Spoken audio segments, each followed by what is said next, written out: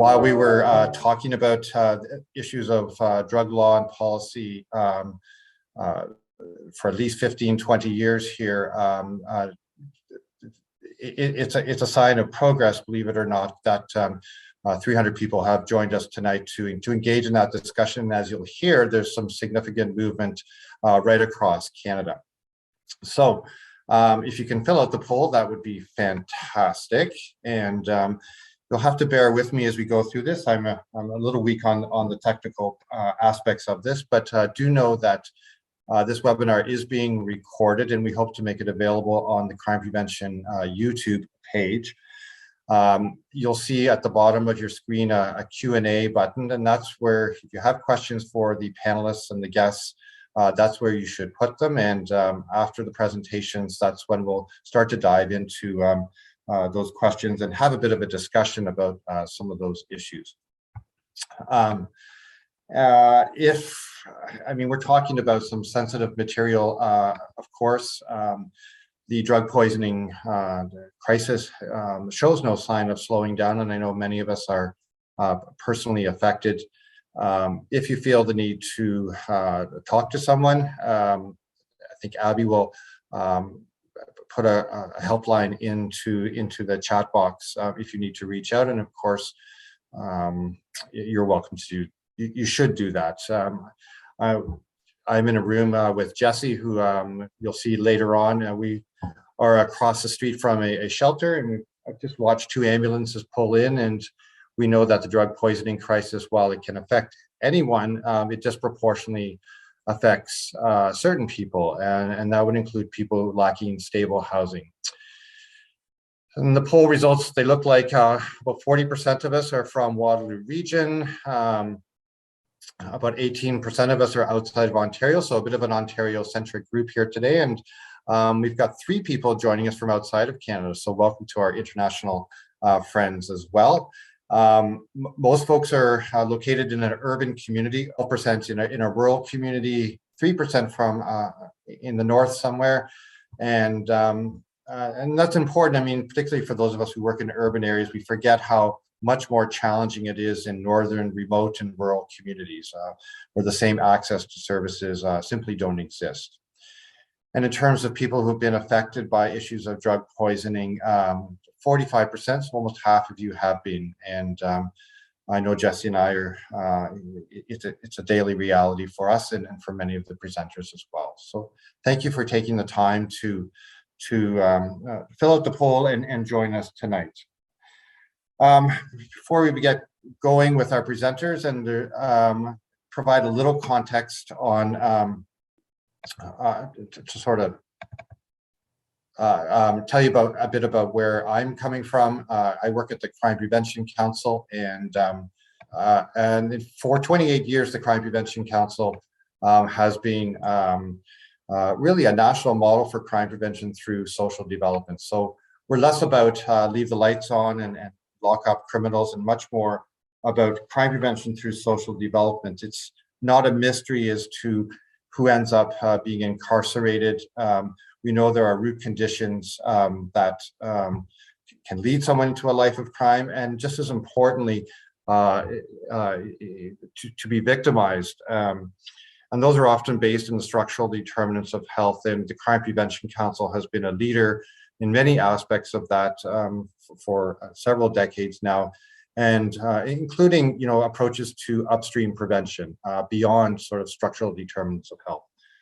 We are this is a bit dated, but just to give you an idea of some of the sectors that are represented around the council, this is a community-led body that was established by former chair Ken Sealing, former police chief Larry Gerville, and former MP Andrew Telegdi, who said we can do better than locking people up in terms of impact on individual and community health, safety, and well-being, and we can do it for at a fraction of the cost. And those 3 guys really were instrumental, together with community volunteers, in launching the Crime Prevention Council all those years ago. Of note, they insisted that this entity not be parked inside police services, that it not be parked inside government, that it operate in between those systems to help bridge the gap between higher order systems and community. And so we very much function as a bit of a catalyst for structural change. And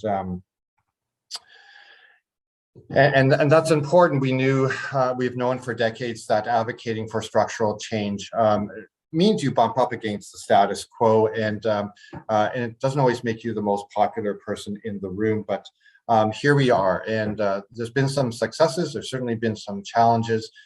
And on the bottom right there, you'll see where Jesse and I are tonight. That's the former governor's house. Behind it would be the original county jail for Waterloo Region. And the irony is not lost on us that we're now we've moved from incarceration and corporal punishment into a place of prevention. So this is our home currently up until March the 31st. We are coming to you not too far from the Grand River. This is part of the Haldeman Tract, land that was granted to the Six Nations of the Grand River also many years ago, and within the territories of the neutral Attawandaron, Anishinaabe, and Haudenosaunee peoples.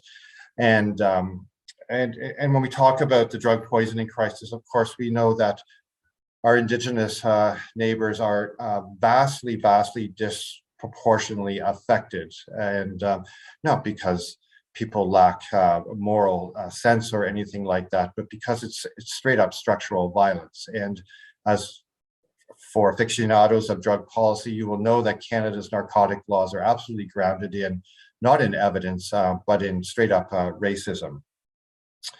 And Waterloo Region has a history with prohibition. If you've heard of the Seagram Empire and the Bronfman family, benefited greatly from prohibition, particularly in the USA. And so just a few kilometers from where I am were the original Seagram's distilleries. And during the alcohol prohibition in the USA, whiskey and other alcohol was manufactured in Waterloo. It was loaded onto trains up to the Detroit River in Windsor, then loaded onto boats, and then across the Detroit River to meet with, at that time, it would have been organized crime, and then distributed throughout the USA. And just up the street from me, there's a house that functioned as a speakeasy when alcohol was made illegal here in Canada. And see that house, there's a hole in the driveway where people would, the truck would drive up with alcohol. They would load it through a false bottom in the truck down into the basement, and then people would file in. And if the police showed up for a raid, there's a fake fireplace in there, and people would scramble up the fireplace into a back room until the police disappeared. So a long history of alcohol prohibition here in Waterloo Region. And that history of prohibition is really based in moral temperance movements and certainly not evidence. And this would be symptomatic of some of the signs of the times at the turn of the century. And you would see quotes like this: while in this condition, they become raving maniacs and are liable to kill or indulge in any form of violence to other persons, using the most savage methods without any sense of moral responsibility. This is Emily Murphy, and she was an instrumental figure in Canadian drug policy. Here she's talking about cannabis, not alcohol. And if you've been around people who are using cannabis, the only thing they're likely to murder is maybe a bag of chips. But Emily Murphy is a key person in a range of health issues. It was Emily Murphy and others in the temperance movement who made syphilis a criminal condition at the time, and turned a health condition over to enforcement authorities to solve that problem. We saw the same kind of language and orientation with the development of Canadian opium laws, first in 1908, then in 1911. It has a history, a colonial history in Britain that was taken up by Canada, the USA, and others. And that, unlike alcohol prohibition, continues to the present day. And the enforcement and justice systems are remain the predominant interventions to deal with what many would say is a health and social issue. And I should point out here that, I'm going to talk about health sectors and enforcement sectors, justice sectors, and so on. It's certainly not to bring any shade on those particular systems. They have worked hard to do the best they can. What we know that is in the main, the current laws and policies, it's hard to know whose interests are being served. And we knew that by the 30s, the alcohol prohibition was not working. The supply became more toxic as it went underground with bathtub gin and that kind of thing. We knew that alcohol toxicity, deaths and injuries exploded. And if you look at things like homicide rates in Chicago, they ballooned during the era of Al Capone and alcohol prohibition. And it was more a function of the policy than the alcohol. And alcohol prohibition was repealed. And if we look at these kinds of issues, drug-related issues from a supply and demand point of view, what we know today, 113 years after Canada's first narcotic laws, is that it has had no positive effect on the supply of currently unregulated substances and no evidence of reducing the demand for currently unregulated substances. And if we're looking for symptoms of failure, certainly loading Canadian correctional facilities with people for drug offenses, loading up emergency rooms with overdose victims and so on is surely a sign of failure. They are the most expensive and arguably the least effective of systems. This is from Mount Sinai Hospital.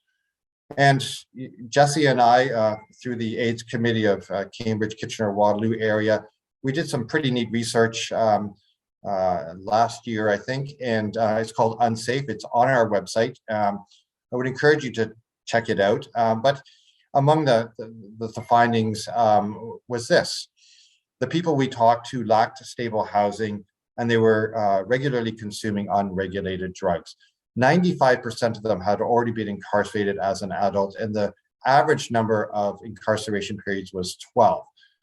So one way to look at that is we've just spent millions and millions of dollars, public dollars, for what effect? And that continues to the present day. We've had this discussion before in Waterloo Region. This is a slide from a series we used to run. It was probably the world's only film and forum festival dedicated to drug-related issues. And we had parents in from the Vancouver area at the time and local parents talking about drug policy. And like I said, it doesn't always make you the most popular person in the room, but here we are today, 15 years later, and having a discussion, seeing movement, pardon me, from coast to coast to coast. But the conversation is not that much different. And before this photo was taken in Kitchener in 2006, 30 years previous, we had the Ledane Commission, a federal commission that recommended the regulation of all substances in Canada, and before that, other advocates as well. And while the Crime Prevention Council aims to swim upstream, a lot of our initiatives have been more on the downstream, and you'll see some of the things where we've taken a bit of a leadership role, often in collaboration with, for naloxone, certainly Toronto Public Health was an early to the table that way, the Good Samaritan Drug Overdose Act. We have a long history of involvement with Canadian HIV/AIDS Legal Network, particularly around this document that they did called Nothing About Us Without Us. And it was around 2006 that out of the council and with other partners across Canada, we really attempted to get a drug users group going nationally. And today, what a privilege to have Natasha on the call with us to talk about the Canadian Association of People Who Use Drugs. What's interesting about this list is, even though they're downstream, and in the main, it's even though drug-related issues are hard to fund, it is much easier to fund the downstream initiatives. When we look at provincial budgets, it's something like 95% or more of that funding is devoted downstream, and we know that that we will never be able to keep up. That's the paradox of devoting all your resources into emergency rooms and prisons. That at some point we need to swim upstream, and absolutely that would include looking at Canadian drug law and policy. The good news about those really deep upstream approaches is when we're really engaging in authentic and sustained upstream prevention initiatives, it's not just issues of problematic substance use that we're addressing, but it's also issues of educational attainment. It's people's health and well-being. It's people's readiness for the labor market, et cetera, et cetera. So the farther upstream that you can swim in your work, in your communities, by far the better. And the quote on the right is from, he's often called the father of social determinants of health. It's from, I think, 1848.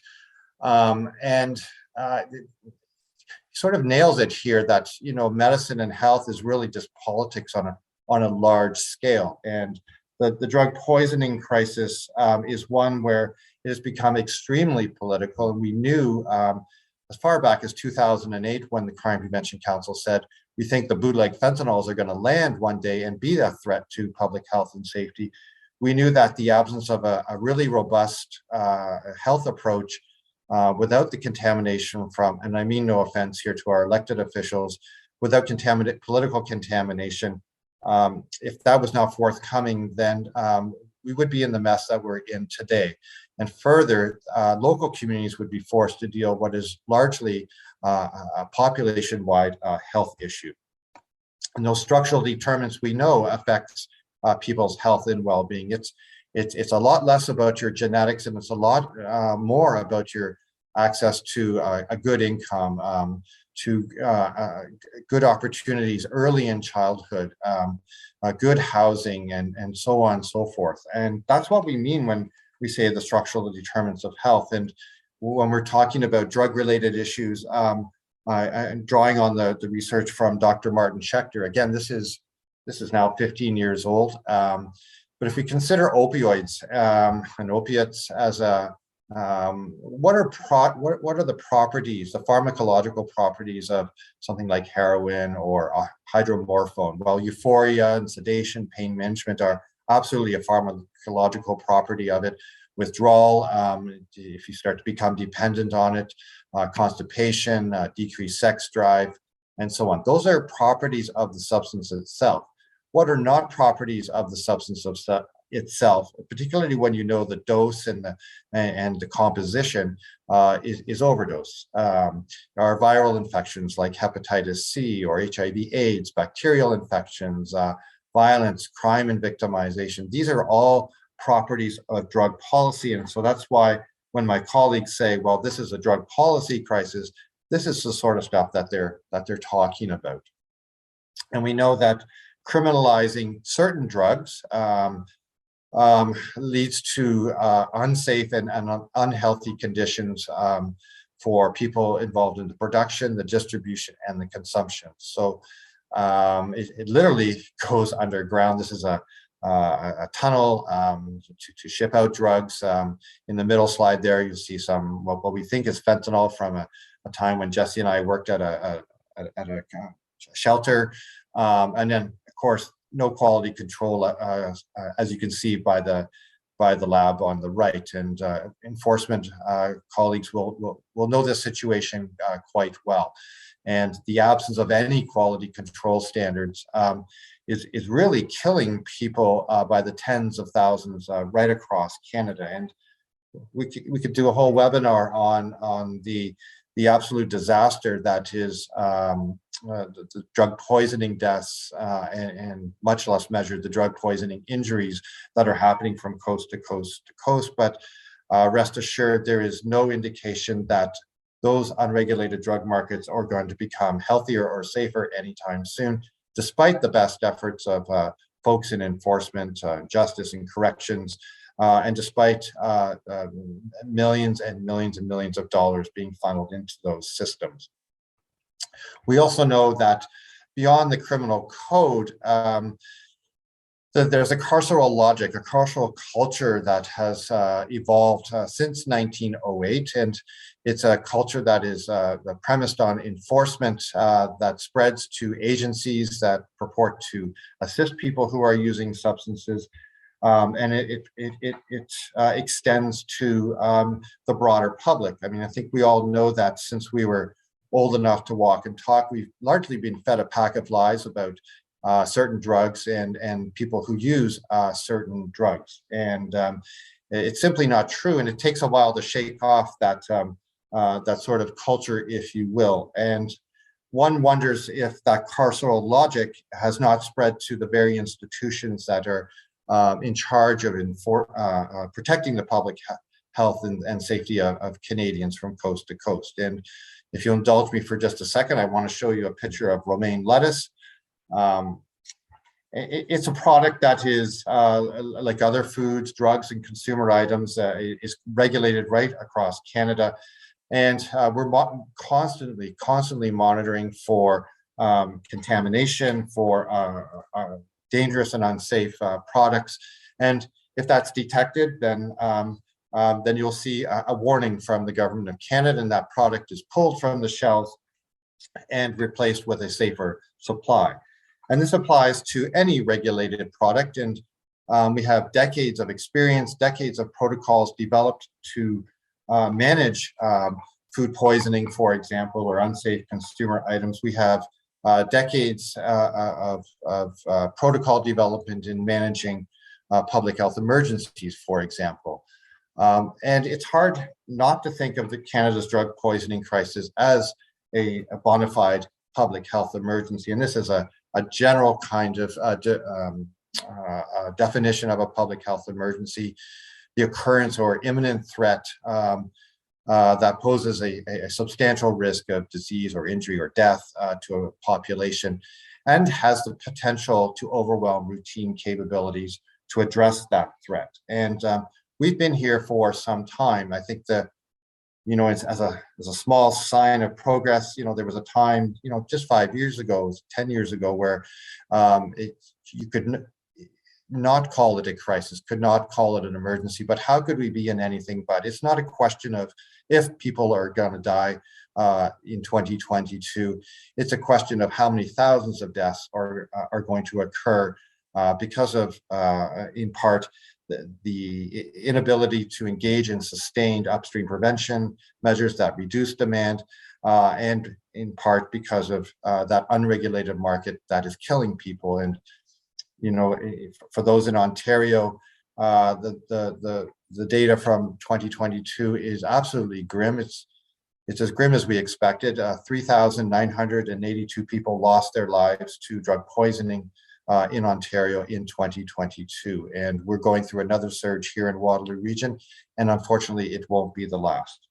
And it's not the first time people have talked about this as an emergency. This is from a federal summit, like 5.5 years ago, when Dr. Jane Philpott was clear. And the big thing coming out of that summit, I was there along with coroners from across Canada and other expertise, mostly medical.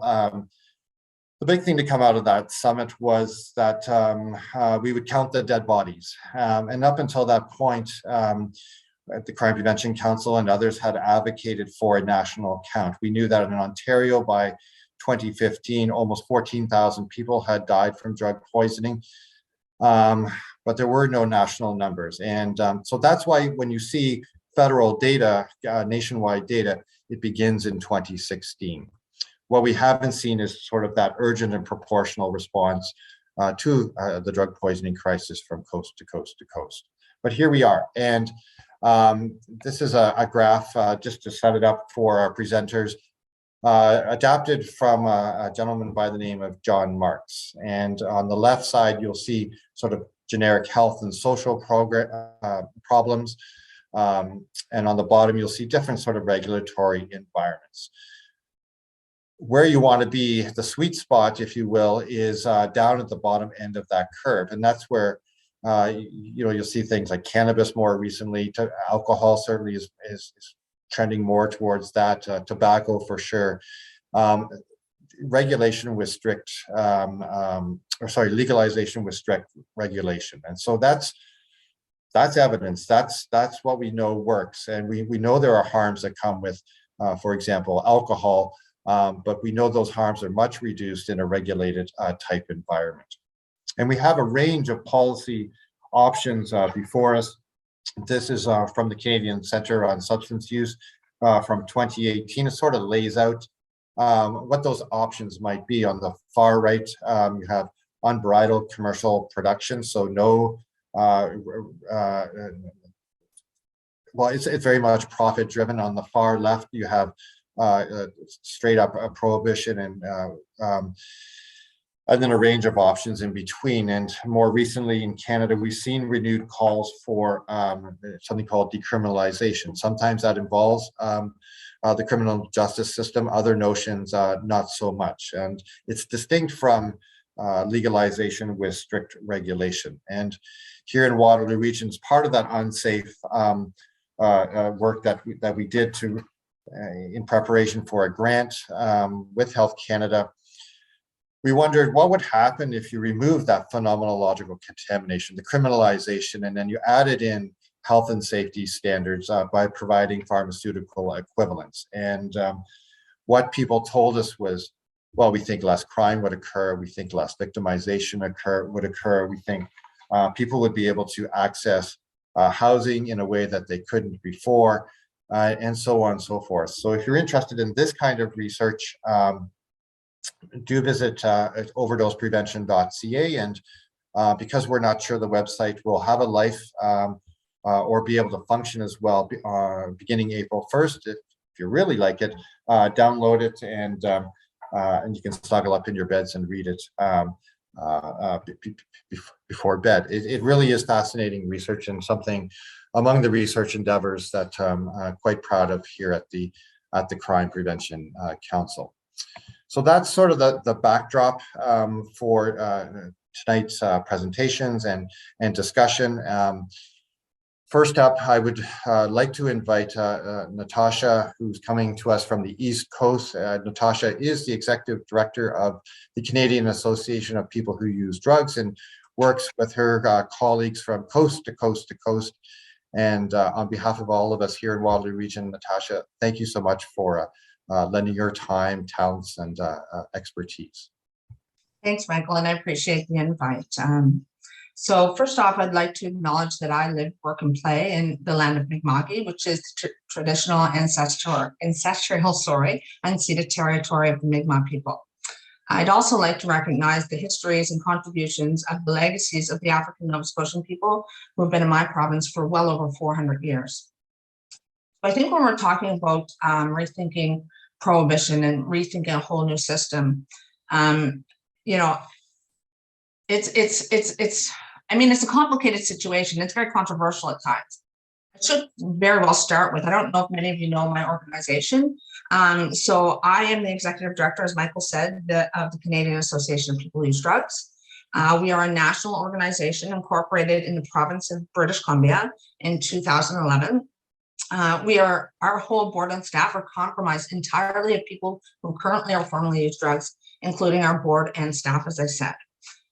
We are a nonprofit organization, society that seeks solutions to the varying oppression and criminalization that our members face on a daily basis. And now with the death toll rising day by day, month by month, year by year, we're also trying to find out solutions to that. We represent and raise the voice of people who use drugs throughout Canada in drug policy and also in health discussions. I will say that one of our main purposes is to empower people who currently use illegal drugs to survive and thrive with their human rights respected and their voices heard. And I always say this, that we are survivors of this war. I think a lot of people think it's a war on drugs, but there is no such thing. There's a war on our lives. And so when you reframe it in that context, because you can't criminalize drugs. You can criminalize us, the people who use them.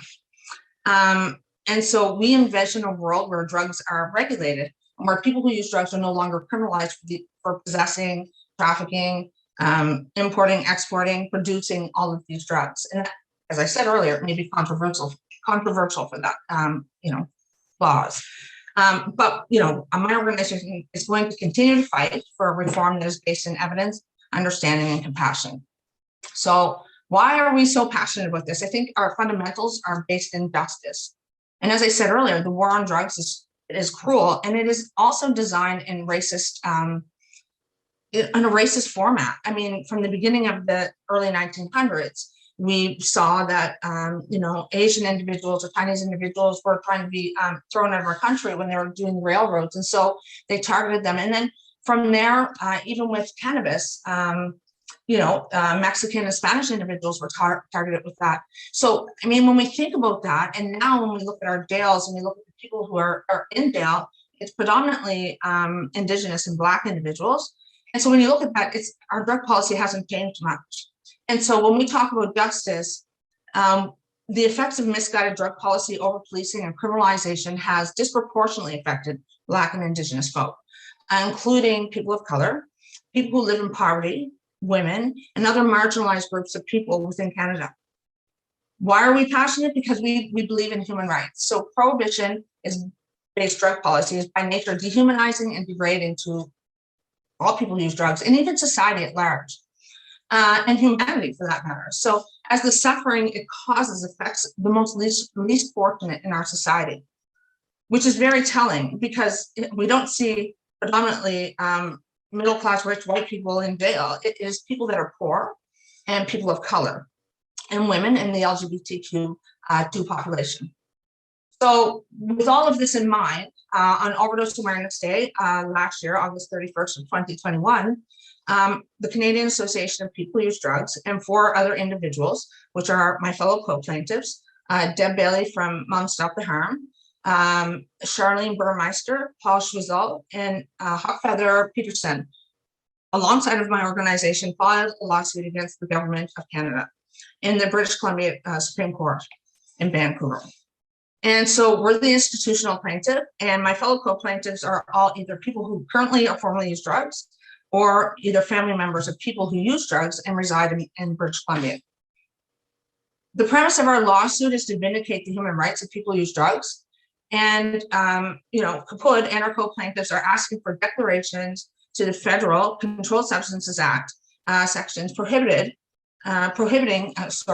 drug possession to be declared invalid and then struck down. We further ask the section of prohibiting drug trafficking to be read down to exclude criminal penalties for circumstances of drug trafficking due to necessity. And what do I mean by necessity trafficking? That is when one is providing for their own livelihood.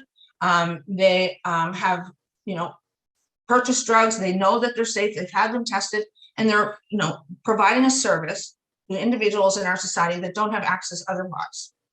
And so, for those reasons, we feel that necessity trafficking is, very well needed within our lawsuit. And so, beyond that, like the sale of drugs to support yourself for a high cost of drug use, to provide safe supply, the widespread of the toxic contamination, and the currently illegal drug supply, one asks himself, if our government is going to provide a regulated supply, who is?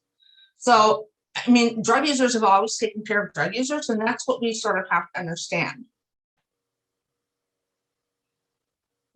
Beyond that, we're seeking to decriminalize these activities within respect to all drugs. We're not limiting it to opioids, because predominantly people now are dying from like any type of drug because they're all contaminated. There's not one drug that hasn't caused harm to our community.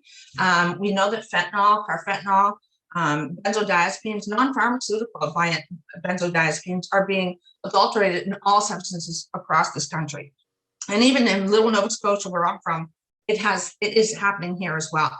And so it's had an increase death and misfortune, and like even like hypoxia to the brain, like brain oxygen deprivation. And so there's other things besides like just overdose or overdose death. There's long-term effect there for people who access this market. And so it's a question that always goes through our mind is like, why are we doing this? Why is alcohol legalized? Why is tobacco legalized? Why? And alcohol is one of the highest costs to our society, but yet we have no problem, and they still market it on TV. And so one has to ask themselves, why is one person who uses substances okay, legal, and why is not the other? And really, it just goes back to the drug war and how we depict people in our society. So what we're relying on within our suit is the Canadian Charter of Rights and Freedoms to life, liberty, and security of the person under Section 7, the equality of rights under Section 15, and the right to not be subjected to cruel, unusual treatment or punishment under Section 12. Further, our case asserts that drug decriminalization creates immense dangers, or criminalization, sorry, creates immense dangers, including overdose, as the illegal market, as I just said, is like left in a regulatory vacuum that nobody even wants to, even have a conversation about, really. And so we're left with people, for whatever reason people want to use drugs. I am somebody who uses drugs. And so, people use drugs for different reasons, but majority of people in our country and across the world predominantly use drugs the same as people use alcohol, I guess you would say, in a responsible manner.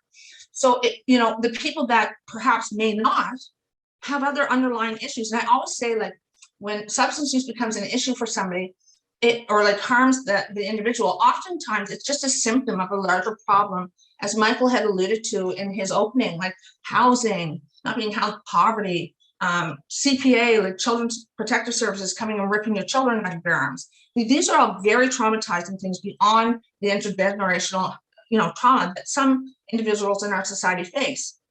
And so when we think about all of these things, why are we still prosecuting people who use drugs? Why are we putting people who use drugs in, prisons, when all they're trying to do is relieve pain, have a good time, disinhibition, the same as when somebody drinks alcohol? And as I said, predominantly the people that have issues with it, there's other issues. It's sort of like a symptom of a larger issue that's going on. And so, I would, circumvent that with, like, why are we putting people that are disadvantaged in our society in jail, when in actual fact, we're hypocritical. We have people who use drugs right now in prison, sitting there for doing nothing more than actually using drugs. And it's benign to me to understand why I can use alcohol, I can smoke tobacco, and cannabis for that matter, now that the government has, regulated that. And so when you think about that, it is, for me, it's like almost, it's despicable to think that we will fill our jails with people that are marginalized, people of color, and not understand or not even want to understand what's going on. So, for me, it's like a no-brainer, but I guess the larger community of people have to understand the fundamentals of what decriminalization is. It's not a free-for-all. It's a human rights-based approach to drug policy. And we will no longer allow people that are marginalized, people of color, Indigenous, Black, to fill our jails, because we're just perpetuating the racist, drug policy that we've carried on from 1908. And if people are okay with that, I'm not. I'll just put that out there. I'm just not okay with it. I think it's disgraceful. And I think as a first world country, as a free country, we have a duty to stand up for the people that often don't have a voice within this policy scheme. And so if people don't understand that, I would ask you to go to the jails, really, the prisons, and like see who's in there. Not people that are nonviolent, first-time offenders, and they're literally filling our jails right now. They'll get out. What do they have? They can't have a job. They have a criminal record. They can't get employment, and further, they can't even get housing. So because of all this, we as my organization sees it, it actively restricts us from accessing any harm reduction service, and it doesn't do anything to prevent overdoses. It doesn't even prevent drugs from coming into this country. It doesn't stop people from dying. When you look back in time, 10 years ago, the overdose rates are much higher than they were. And the drugs are more contaminated, more deadly, more I mean, like, look at the number of over 25,000 people since 2016 have died due to our negligence as a society. It isn't their fault, it's our fault. We need to stand up for what's right in our country. And if we can't, then we're going to see deaths escalate beyond what it is now. And so when it comes to drug decriminalization, it creates immense dangers, including overdose, as I said, and the unregulated market left in the regulatory vacuum. What do I mean by that? It means we're allowing cartels, criminal agencies, to give drugs to people that we don't know the content, we don't know the molecule, and we're okay with that. We just go on about our day. I'm not okay with that. And that's why we launched our suit. You know, most people who use drugs will not even access medical services. They won't access harm reduction services because they're afraid of persecution. They're afraid of being labeled. So that is why it's so important that if we want people to reach out to help, when there is a response and there is a place to take people in for safe supply or whatever other program, they don't want to access it because they don't want to be labeled a drug user. And so when you think about that, the stigma and the discrimination that is faced by our community is so immense that people will not even reach out for help. That's on us. That's not on my community. That's on all of us here. So the failure of our governments to adequately respond to the devastating human toll, as I've already mentioned, and the ongoing overdose epidemic, which I call a poisoning crisis, because it is a mass poisoning crisis. It has claimed, as I said, over 25,000 lives at this point, and fentanyl contamination has been observed since 2016. Wait a second, where's the response? Where's the emergency? There is not. So further to that, that is why we sought to find a lawyer and take this legal case up. Further to that, we're seeking to have all references to drug possession struck from the CDSA. We're also seeking to have all references to drug trafficking, which is the sale of drugs, as we know, interpreted to remove trafficking when a person who uses drugs traffics due to their own necessity. And necessity might include situations where people use drugs, sell a supply they're guaranteed to be safe, or when they sell solely to make enough money to support themselves. The possession or sale of drugs is partially decriminalized, as we know, within safe consumption sites, within OPSs, overdose prevention sites. But it's under a supervised consumption site. And so, like, I think, like, I always say this all the time. Like, can you imagine, like, people go to bars all the time, they want to go out and have a drink, have a good time with their friends. Can you imagine if you had to stand in line, you were ushered in, had to answer all these questions, then you were sat at a stainless steel table in a very medicalized environment, and you couldn't talk to them, you couldn't interact. I don't think any of us would ever go to an establishment or a bar to have a good time if we were treated like that. And so we could take that landscape and sort of understand, like, some people use drugs just because they want to have a good time, or maybe they just want to go out and feel the effects of being a little buzzed. I mean, we accept it with alcohol. Why is it that we don't accept it with other substances? And further, substances like drugs in themselves have been known to humankind, sorry, not mankind, but human, women, young kind, all of us.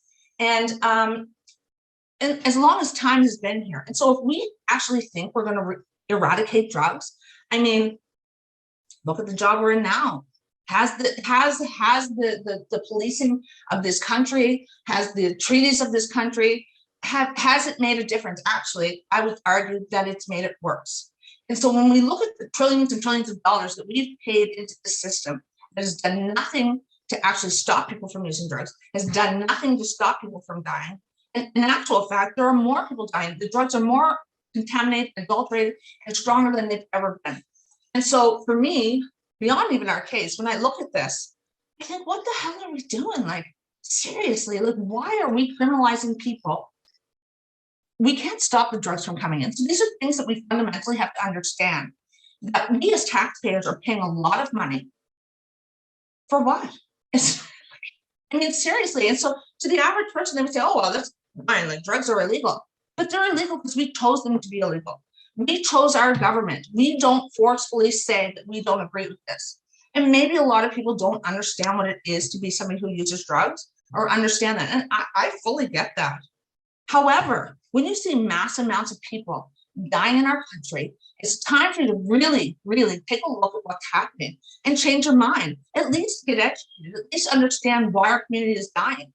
Nobody ever used drugs because they wanted to harm themselves. They wanted to be addicted. They wanted to lose their children. They wanted to be in this precarious place where the law, be in prison. Like, that is not something that somebody conceptualizes when they use drugs. Often people use drugs for benefit, and it's controversial. A lot of people don't understand it. That was the first time I used drugs. It wasn't because I wanted to harm myself.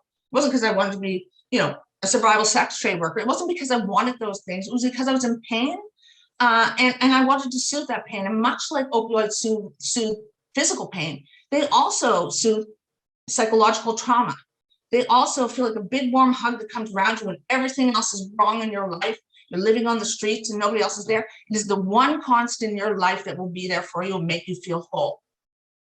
And maybe other people don't understand that, but I do.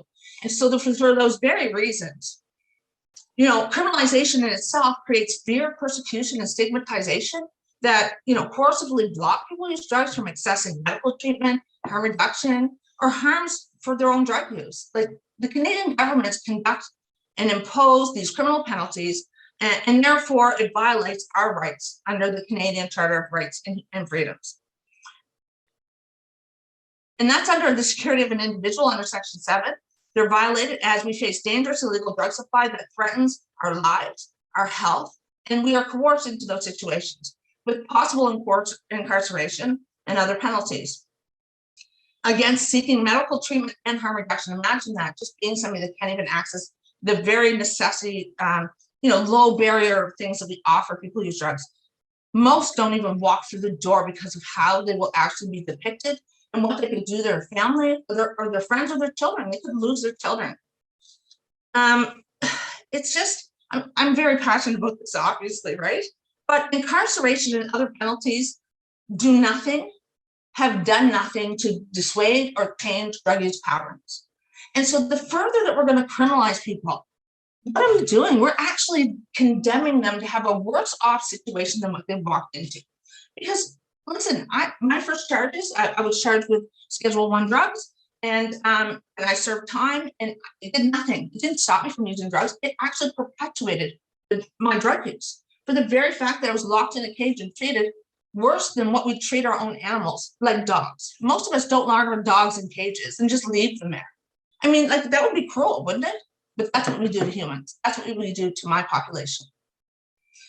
So under the Charter of Rights, we are seeking these remedies to be able to, change the narrative around our lives. Because if we don't treat our animals the way we treat people, there's something wrong with this society. And that is why we were empowered to find a lawyer and take this suit on. Drug decriminalization, as I said earlier, and the penalties are rooted in historical racism. We see that in the crack powder laws. Black individuals get more time for the exact same drug, but with baking soda in it. Imagine that, baking soda. That's the only difference between the two drugs. And yet we're okay with that as a society. I don't think it's okay. I don't think my members think it's okay.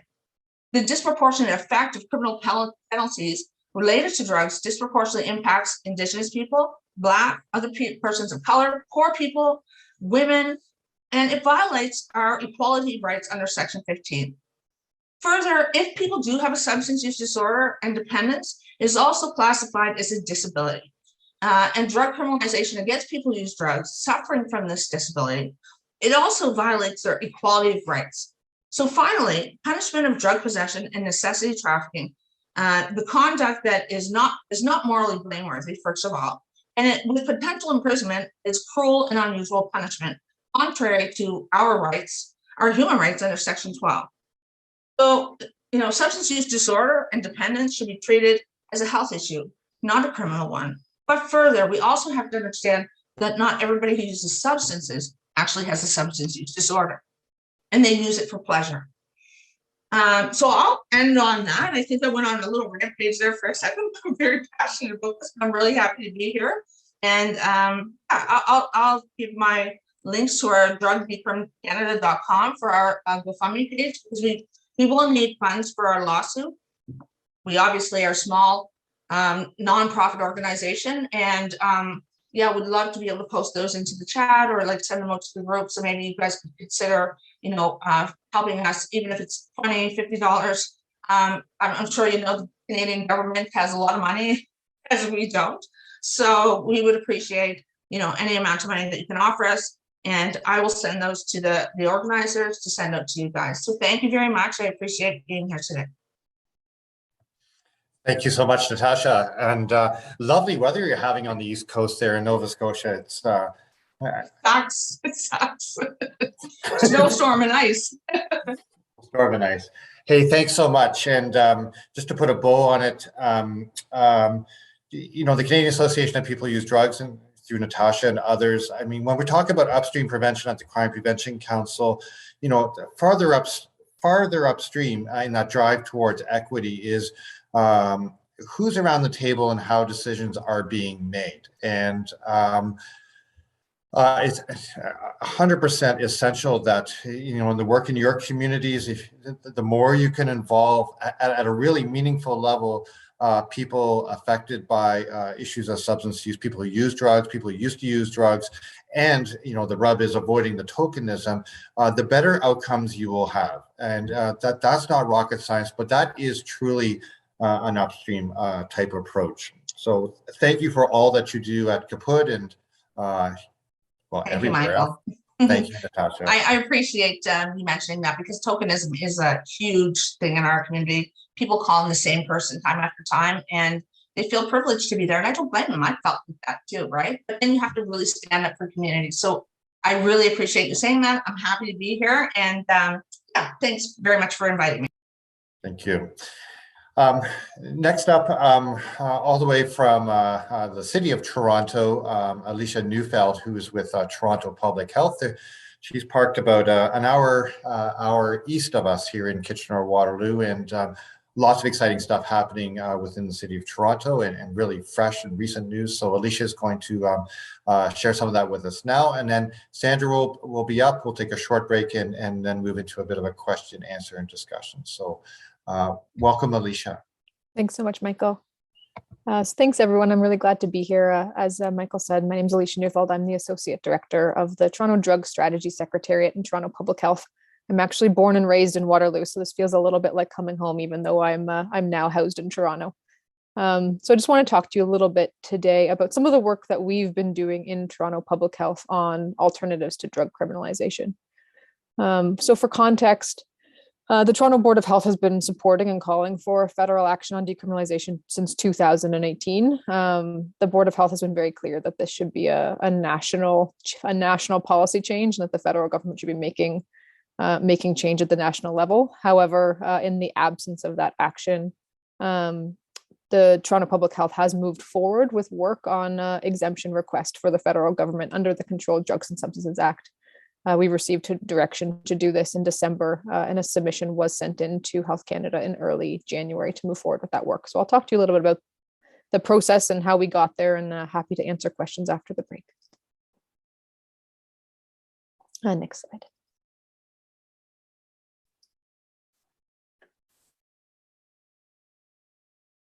So I think Natasha covered this really well in her presentation, but the drug poisoning crisis has clearly intensified. Toronto and really the rest of the country continues to be in a drug poisoning crisis, and this has only been exacerbated by the COVID pandemic or COVID-19 pandemic. Isolation rules, limitations in terms of availability of supports and services have all made this pandemic much worse. The drug supply has also become increasingly toxic and unpredictable. Overdoses continue to rise, and at least in Toronto, calls to Toronto Paramedic Service for suspected overdoses are increasing and at record highs. I have some statistics here. These are actually from the coroner of confirmed opioid toxicity deaths and suspected drug-related deaths in the city of Toronto. And you'll see that, starting in 2017, they start increasing really substantially. And we know from preliminary statistics or preliminary data from 2021, from the first 7 months of 2021 shows that, we're already reaching 2017 numbers for the whole year in just the first 7 months of 2021. And so we're on track to have even the worst year this year. So, it's as Natasha said, this is really a crisis. The drug poisoning crisis truly reaching crisis levels.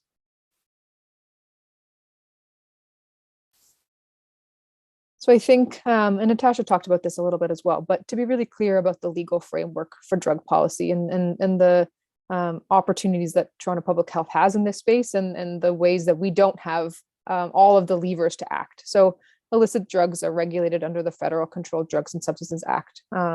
All activities are prohibited, including possession, personal use, import, export, production, sale, and that any decriminalization work requires a possession for the personal possession of drugs would require an exemption from Health Canada to the CDSA. We have received exemptions like this before in the past in smaller circumstances. For example, for those having supervised consumption services. So there are precedent, but obviously what we're talking about right now in seeking an exemption, and what BC, the province of BC, and the city of Vancouver have done before us is much broader than just the exemption that we've received for supervised consumption services previously.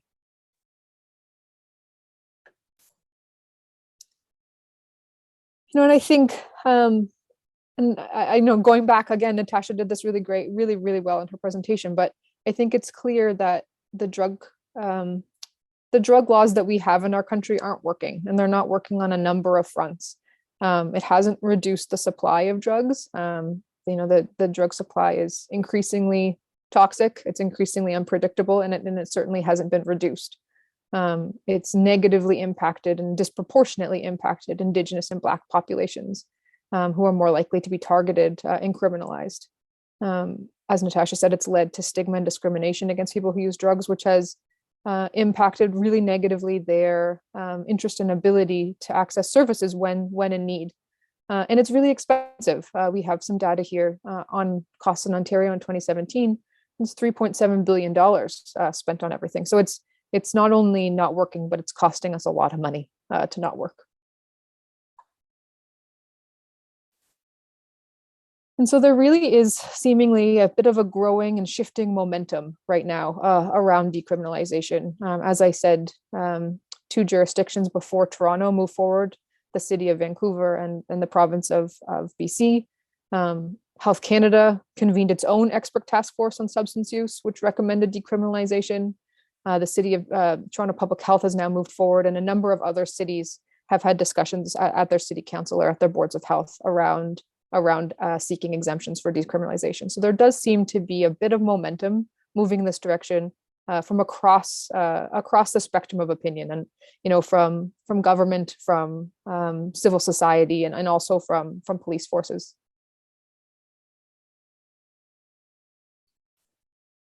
So that led Toronto Public Health to do some work on what a potential exemption request could look like, and we convened a working group with almost 30 members, including people who use drugs, including Natasha's organization, Kapud.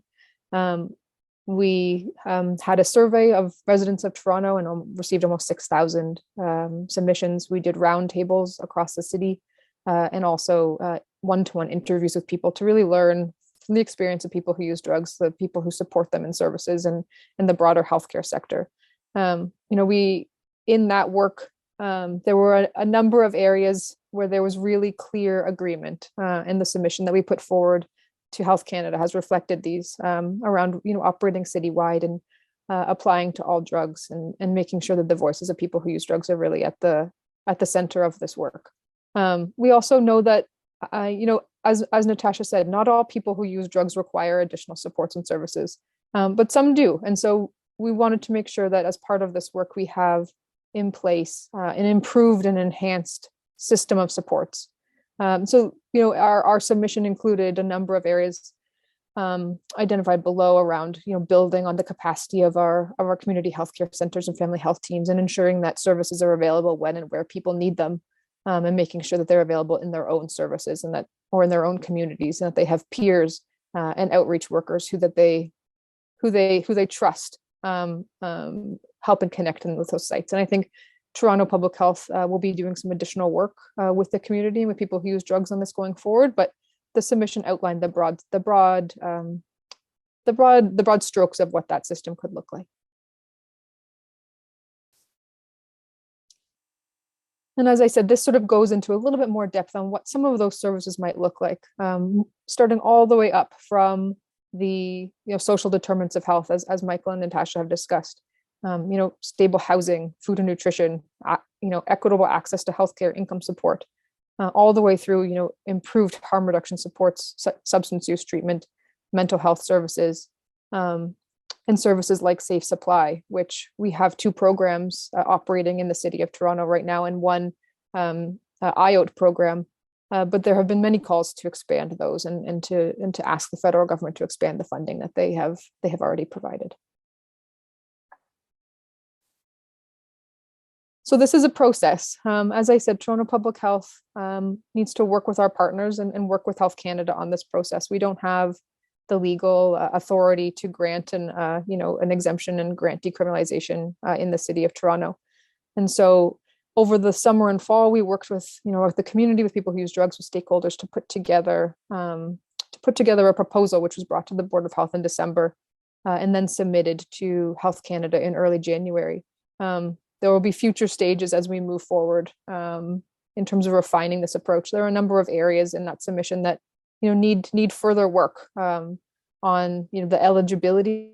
What is that definition of personal possession, around what that health and social support network really looks like, to ensure that we have an appropriate evaluation in place that's going to be achievable, and to ensure that we have supports that are in place for Indigenous residents in Toronto that are culturally safe and appropriate for them. And so hopefully, as we do that work and we continue to partner with Health Canada, we'll get to a place where they're able to grant us an exemption request, and we will be implementing. But we're really looking forward to working with Health Canada and our partners in Toronto as we move this work forward. But yeah, thank you so much, Michael, for having me today, and for the rest of the panel. Thank you very much, Alicia. That's a lot of work you've been doing down the 401 there. Yeah, do you have any sense of when you might hear from Health Canada? Well, we understand that it's going to be an iterative process. We're trying to learn from the experiences of our colleagues out west who came before us. So Vancouver submitted their submission last summer, and BC in the fall, and they're still working on it. So we anticipate it to be an iterative approach with Health Canada, but hopefully one that where there's some momentum and urgency as it moves forward. Right. Awesome. Okay, well, thank you so much to you and your colleagues and the community members who helped inform the submission. And yeah, sending you big luck from down the 401.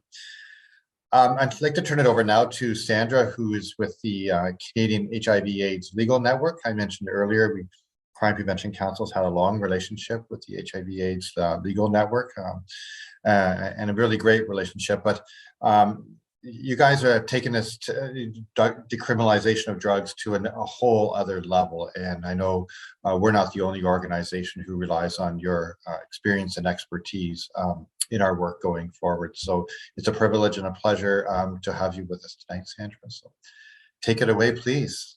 Thank you, Michael. Thank you for inviting me to speak today. It is a privilege for me to speak here. And I'm speaking to you from Toronto, which is Treaty 13 territory. I work at an organization, like Michael said, HIV Legal Network, and we've been working for almost 3 decades old now, and working on to promote the human rights of people who live with and are affected by HIV, and working with people who use drugs for almost the same amount of time, for almost 3 decades. So I'm going to talk about drug decriminalization and some of the momentum that has been ongoing over the last five-ish years, and give you a sort of a narrative of what's been happening and where we'd like to see going forward. So Deb is going to advance my slides for me. Thank you, Deb. Okay, they're great, amazing, thank you. So I wanted to frame this as a rethinking drug prohibition, because that's the theme of this webinar tonight, and how we need to rethink it, because we are in what my colleague Nick Boyce termed it a drug policy crisis right now. It's not just a drug poisoning crisis, but a drug policy crisis. And I really loved that framing, because we have the tools to address the drug poisoning crisis, but we are in a drug policy crisis. We're not actually taking those steps. So we can advance to the next slide. I'm going to share some numbers with you in my presentation. So despite calls for decriminalization over the last little while, we know that people are still being arrested and incarcerated for drug offenses. And in the last 6 years alone, there were 600,000 arrests for drug offenses. So imagine the resources that could be saved if we were not arresting, profiling, incarcerating people for simple possession or any kind of drug offense. And we know the majority of them remain for simple drug possession. Even in the last year, in 2020, when records were kept and Statistics Canada shared those numbers, about half of the arrests made for drug offenses were for simple possession.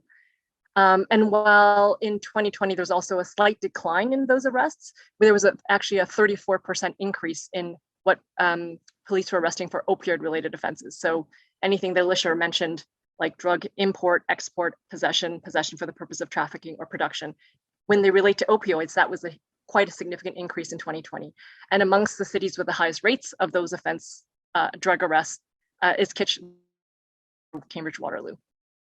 Next slide, please. So we know, I know Michael, Natasha, and Alicia all talked about this, but it is this is the legacy of a racist drug framework. We know that legacy persists today, and that even in spite of certain steps taken, like cannabis legalization in 2018, that Black and Indigenous people continue to be overrepresented in cannabis possession arrests. This is the result of Vice News and access to information requests, because that's not information that the law enforcement necessarily discloses or documents the race of people who they arrest. So you see that third stat down there, that this remains a case even post legalization of cannabis, that broadly for all drug charges, Black and Indigenous people are dramatically overrepresented across the country in Vancouver. And the latest numbers, and this was just in the last 5 years in Toronto, Black people comprise 10% of the city's population, but 35% of those arrested for drug offenses and simple drug possession offenses. Next slide, please. And so these arrests flow into who is filling our jails, like Natasha said. And I have some numbers here that are really staggering and shocking and troubling. 20% of Black federal prisoners are incarcerated for a drug offense. And that number is really staggeringly high for Black women. More than 55% of Black women in federal prisons are serving a sentence for a drug offense. And women are more likely than men to be serving a sentence in federal prison for a drug offense, while Indigenous and Black women are even more likely than white women to be in prison for that reason. And it's not only about incarceration. We know that there's a mass apprehension of Black Indigenous children from their mothers related to drug use, profiling and stigma. There was a report that came out of the Ontario Human Rights Commission about 5 years ago that showed that Indigenous caregivers are overrepresented amongst people who are required to undergo drug and alcohol testing. So I just have a quote here from Robert Maynard, a Black scholar, where she says, the war on drugs has been a war on Black communities. And we see that from the turn of the century to what we see today with the statistics. Next slide, please. So now we have this drug policy crisis. What are people doing? They're rethinking approaches to drug prohibition. And one of the most sort of prominent steps that was taken, it was just over a year ago, August 2020. The Public Prosecution Service of Canada said they would no longer direct prosecutors to pursue charges for simple possession, but for what they call the most serious cases. And those cases they define as a case where it involves children, you're in the presence of, you're committing another offense, you're doing it in jail, you're a peace officer. Those are what they define as the most serious cases, but otherwise they're directing prosecutors not to pursue charges anymore. Next slide, please. We know there's a Canadian Association of Chiefs of Police report that came out shortly before that directive, where these chiefs of police agreed that decriminalization for simple possession is ineffective, or decriminalization is an effective way to reduce the public health and public safety harms associated with substance use. They endorse alternatives to criminal sanctions, but they do in this report say there should be some other type of fine or sanction. So that's an important point. I think civil society and many people who use drugs would say that is not a rights-based approach when you're still criminalizing or penalizing people for drug use. So in this report, they're saying a fine or other type of sanction, and the police would continue to play a key role in diverting people to treatment. Next slide, please. And we see from this report flowed a number of police forces across the country endorsing some version of decriminalization, what I might call decriminalization light, or maybe not even decriminalization, including a Waterloo Regional Police Chief, Brian Larkin, with this quote came out just yesterday, or a few days ago in the paper, that should be a call to action as how do we do better as a society by modernizing drug policy. Next slide, please. And so Alicia mentioned already the expert task force on substance use, which was convened by Health Canada. They also recommended unanimously ending criminal penalties related to simple possession. And that includes all penalties, no fines, no sanctions, no other coercive measures. And that criminal records for simple possession be automatically and fully expunged. Next slide, please. We've also seen some legislative movement. We've seen some bills being introduced in Parliament over the last 3 or 4 years. The most recent ones I'm going to touch on, one called Bill C5. This is a diversion measure. Justice Minister Lametti at the time he introduced this said it's intended to reduce the over-incarceration rates of Indigenous peoples as well as Black and marginalized Canadians. So what this bill would do, if it's passed, would repeal all mandatory minimum penalties for drug offenses. That means when you commit a drug offense, there's often in the federal controlled legislation that Alicia mentioned, a minimum sentence for certain offenses. So in this case, removing all those minimum sentences and giving judges the discretion to order any sentence that they see fit. And requiring officers to consider other measures other than arresting somebody if they encounter someone in simple possession. So what an officer, a police officer could do is either take no further action, they could warn someone, or they could refer an individual to a program agency or other service provider. And that bill, I think, just went through first reading a few weeks ago, and I think it would, if it follows the regular parliamentary process, will go through second reading and then review before a committee before it's passed. Next slide, please. There's another bill actually that also was introduced last month or 2 months ago called Bill C-216 from an NDP member of Parliament. And in this case, what this bill would do is actually repeal Section 4 of the Controlled Drugs and Substances Act. And that's the section that criminalizes simple drug possession and establish a procedure for expunging simple drug possession convictions. So this bill goes further. It actually would just remove the criminal penalties for simple drug possession. And they would also require the health minister to develop a national strategy to address the harms caused by problematic substance use and report back within a year. So I think that's an important provision inside this bill, that they must develop a strategy, and the strategy must include measures to ensure low barrier access to safe supply, measures to address social and economic factors that contribute to substance use, and reducing stigma. So there's a number of different criteria that forms a strategy, but the minister must do this, and they must do this within a year, and we'll report back. That bill also was just introduced. Next slide, please. And as Alicia mentioned, again, there are these exemption requests. Vancouver was the first. They're all different to some degree. Vancouver included some threshold quantities in there. I know there's been a lot of criticism, including from our organization and others, about the very low thresholds that they introduced as part of that exemption request that distinguishes personal use versus possession for the purpose of trafficking. And when they're so low, the thresholds to make that distinction, then it means that many people who use drugs will not actually benefit from that exemption because they'll still be caught and be assumed to be trafficking drugs when they might be using personally. BC submitted theirs just at the end of last year. They also had a threshold that was cumulative, meaning for all different types of drugs. And as Alicia also mentioned, Vancouver and BC were for a subset of substances, whereas the Toronto one is for all substances. And I think there's a Q&A that asked where they are in that process. And just to underscore again, these are just exemption requests that have gone in, that nothing's been approved yet. So we're waiting and seeing and hoping the health minister acts sooner rather than later. Next slide, please. And then I just want to touch on a few different cases that have also changed the landscape about drug offenses and forced courts to rethink what is sentencing for drug offenses. So it started with Lloyd in 2016, a case that went to the Supreme Court of Canada. We intervened with the Canadian Association of People Who Use Drugs. And in this case, Joseph Lloyd was a 25-year-old in the downtown east side of Vancouver. He was identified as somebody who was addicted to substances. He was convicted of 3 counts of possessing crack, methamphetamine, and heroin for the purpose of trafficking. And there's a 1-year mandatory minimum sentence in the drug law because he had already had previous convictions for drug offenses. And the Supreme Court of Canada in that case said, no, we're going to strike down that mandatory minimum sentence because what they deemed this conduct of Joseph Lloyd was much less blameworthy than the serious drug trafficking that it's meant to target. And they talked about some other less serious offenses related to trafficking, which is like sharing with a spouse or trafficking to support an addiction. That's how they defined it in the case. Sharma is another case that came up more recently in 2020. Cheyenne Sharma was a young Indigenous woman who was convicted of importing cocaine into Canada from Suriname. She was importing this cocaine to support herself from being evicted. She was at the risk of losing her housing, and this was her only source of income. And so in that case, her lawyers challenged the mandatory minimum sentence of 2 years and the denial of conditional sentence, which is a non-custodial sentence, a no incarceration. And in that case, the lower court said the mandatory minimum sentence is again unconstitutional. It violates her charter rights by perpetuating the disproportionate incarceration of Indigenous peoples in Canada.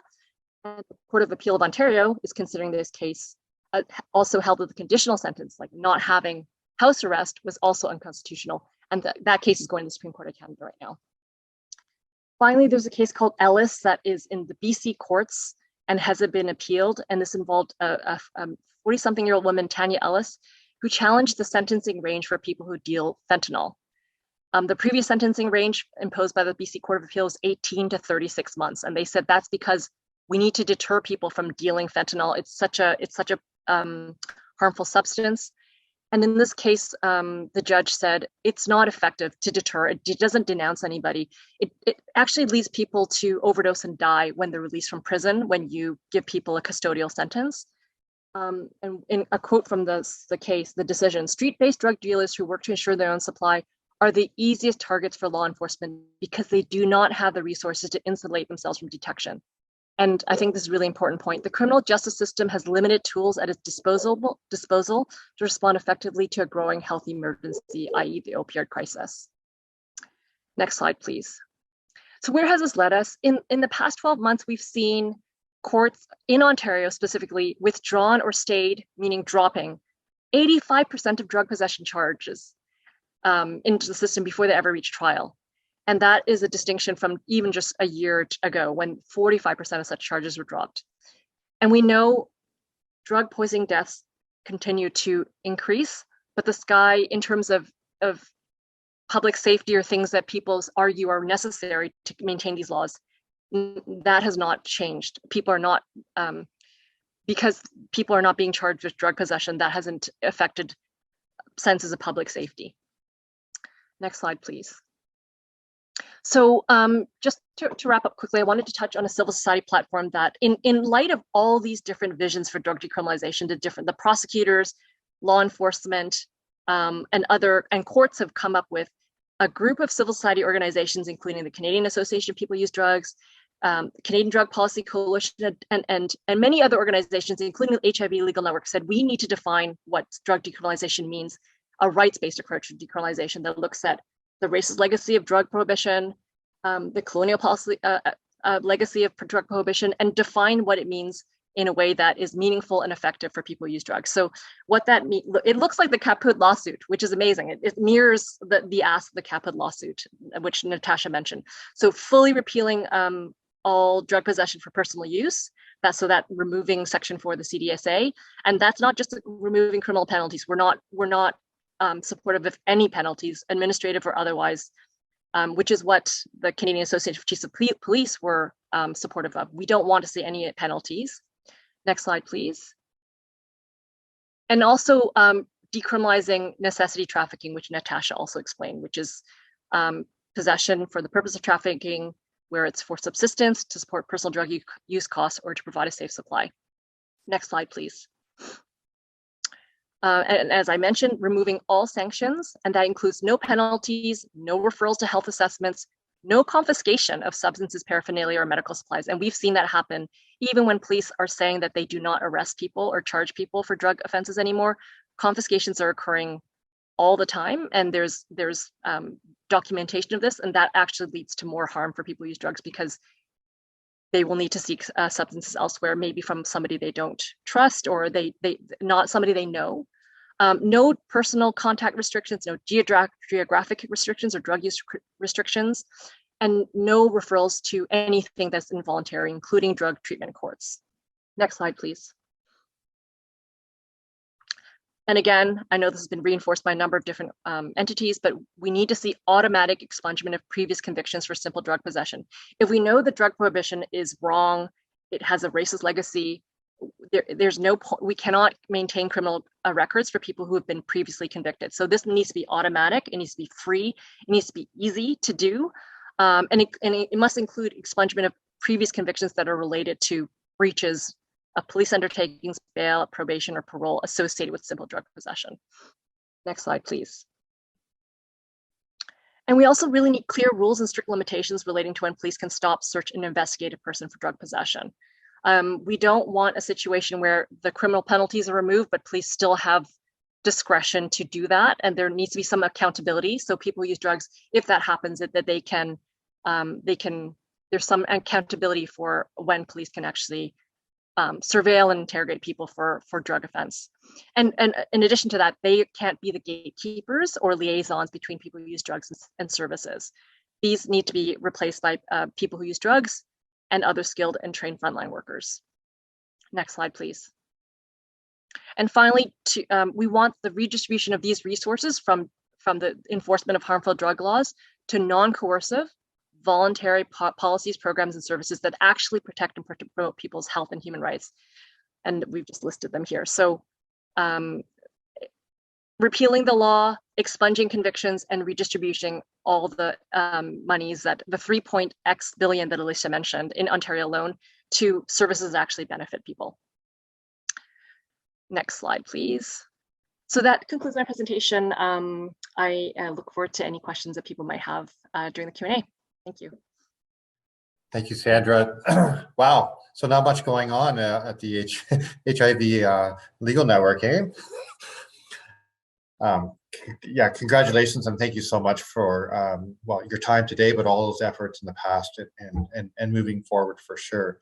In some of the collaborators that we're a part of at the Crime Prevention Council, we're hearing, around decrim, that Portugal comes up, but some of that narrative that we're hearing from folks, maybe more on the enforcement and justice side of things, is that before any kind of decrim happens, there really needs to be an expansion of treatment services and all these ancillary type services.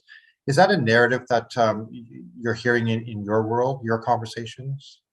Is that question directed specifically to me, yeah, Michael? well, sorry. Sandra, yeah, maybe I'm jumping ahead here. Yeah, I would say that, it can't be contingent on that. I think removing the criminal laws in themselves is a benefit to people who use drugs, irrespective of whether there are these other health services. And obviously these need to be scaled up and increased, and that would be beneficial to everyone. But I think we've seen so much the harm that these criminal offenses cause that removing them doesn't need to wait for health services to be scaled up. Yeah. Okay. Yeah, thank you. It is a bit of an emerging narrative in some of those discussions we're a part of. It's a curious one for sure.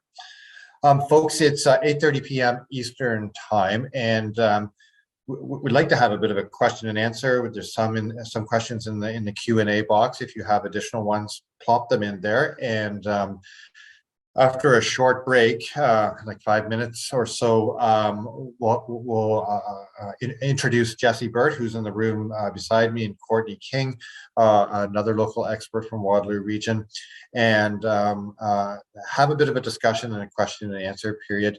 When you come back from the break, you'll see a poll on there. There is no wrong answers in a poll, and it's completely anonymous. So we'll see you again in about 5 minutes.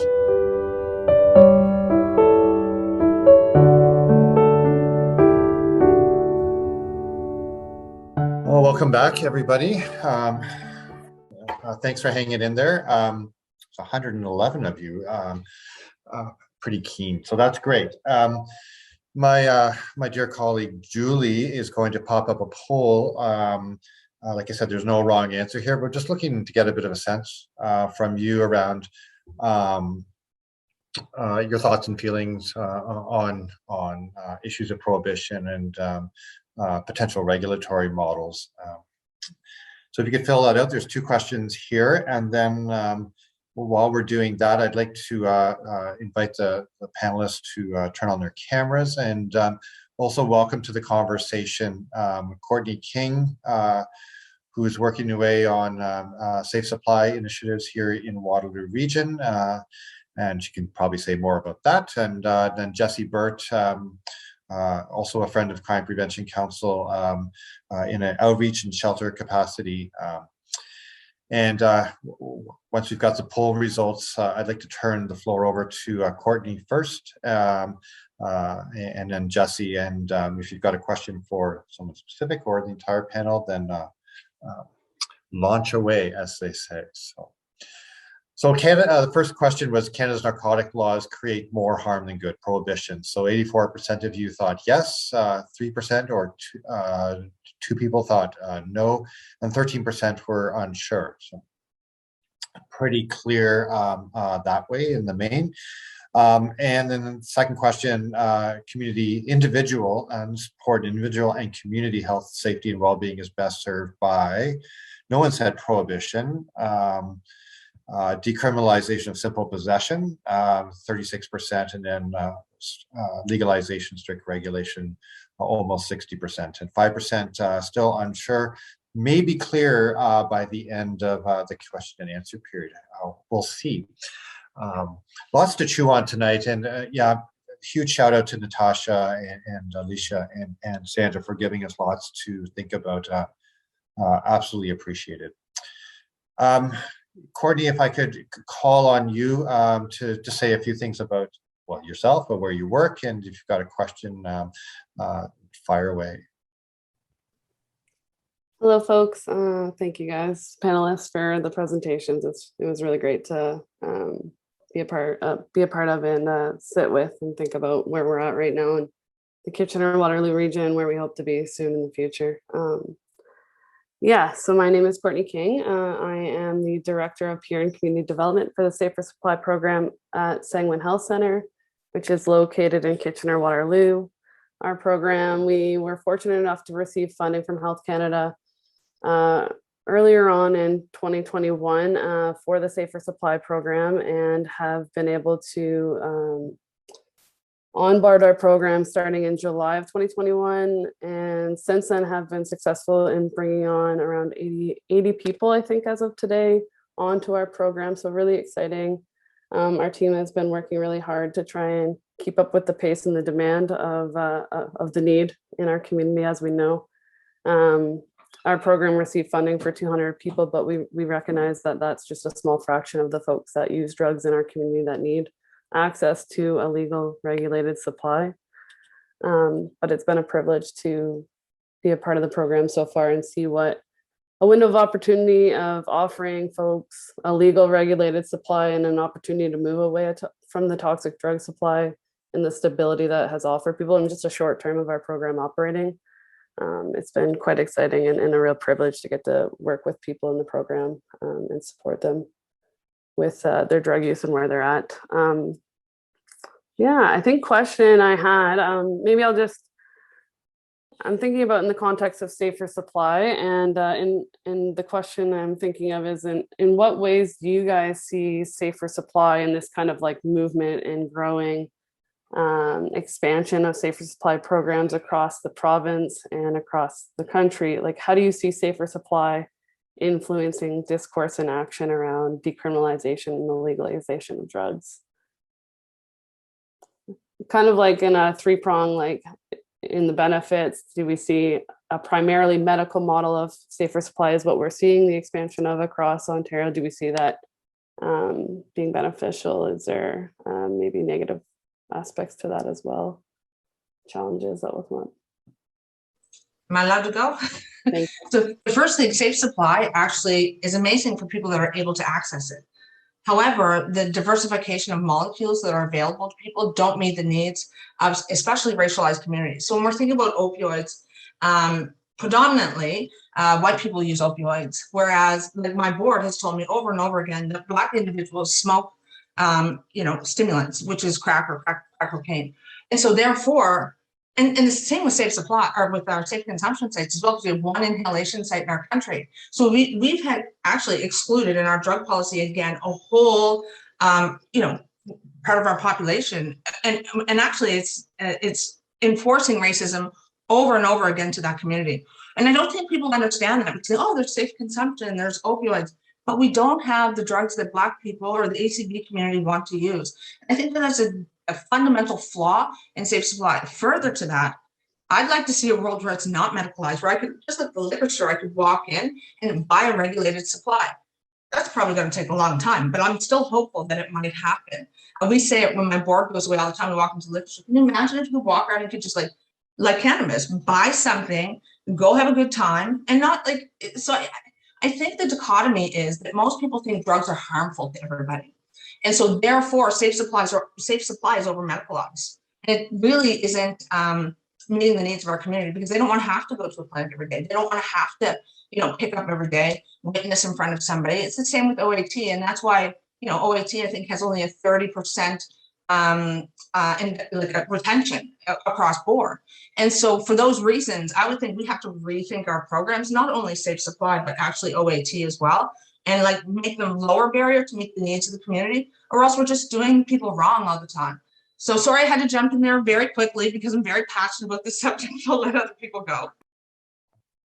Oh, that's good. That's really good. And I didn't know if Alicia or Sandra, if you want to jump in as well.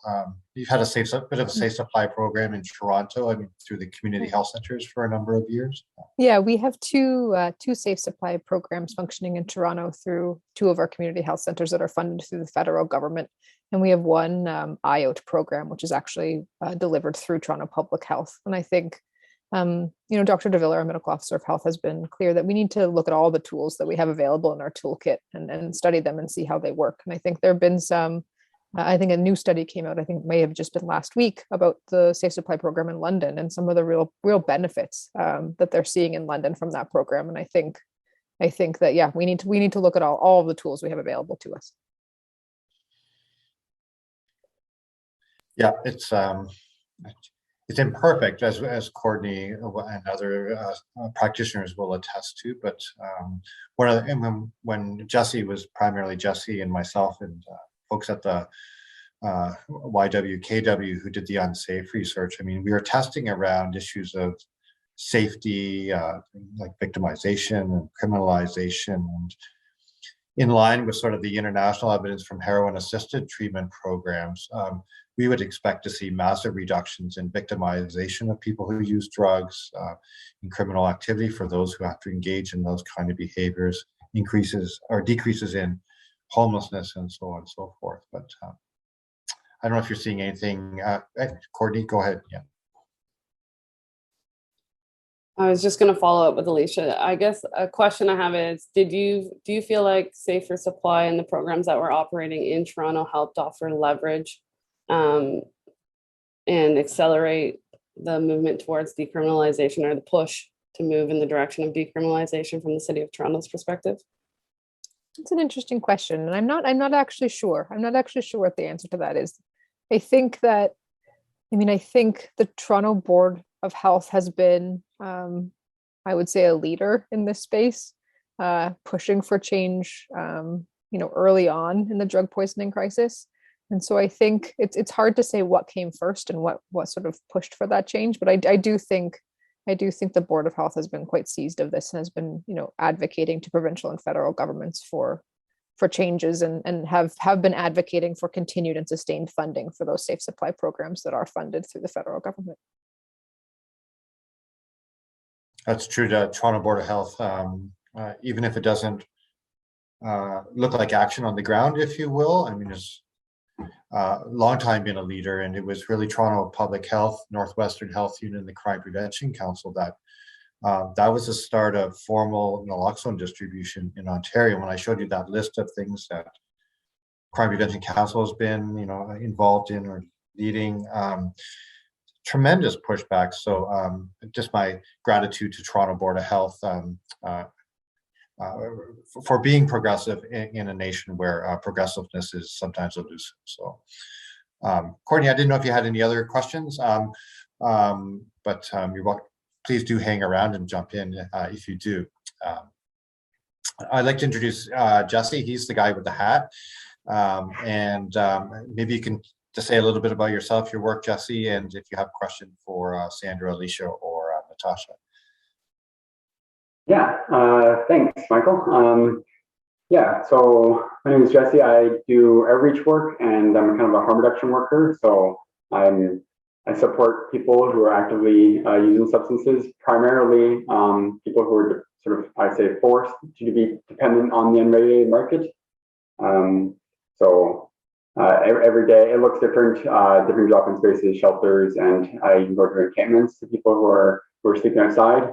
And like Courtney, we've seen a lot of deaths, even in Waterloo region. Like just recently, we had about 6 deaths in about 6 days, which might be a record for us. One a day is not a good track record for entering into this next year, and we know it's probably going to continue because not much has been moving in terms of change. So this conversation is really exciting for me. I'm really honored just to be here and the sort of Zoom call with these panelists. I'm fairly new into the work in retrospect to the number of years that are probably of experience on this panel. And I can imagine if you're watching from home that this is probably very overwhelming. We just bombard you with a lot of information, and it's a lot to take in, and it's not easy, especially if you don't know anyone who uses drugs like yourself, if you haven't been personally impacted, or if you just don't know, you understand how sort of decrim or strict legal regulation would benefit someone if you don't know someone personally. And so it might be hard to imagine, but I encourage you just to do your own work.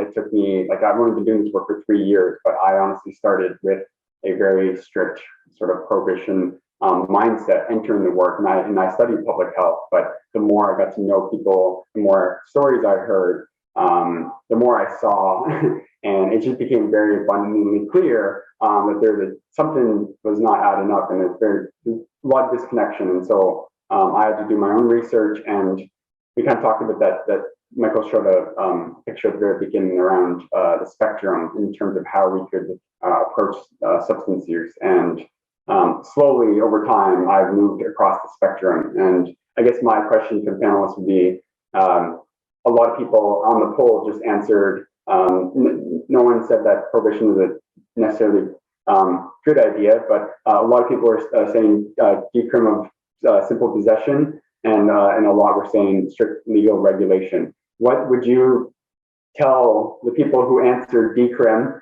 sort of what are the additional benefits of the strict legal regulation? Like, what do you see? What does it not address? Like, so we could talk about the producer or the quality control. Like, which aspects does decrim not touch on that sort of strict legal regulation does?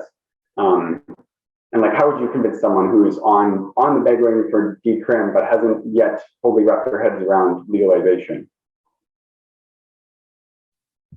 I can jump in on that one if that makes sense.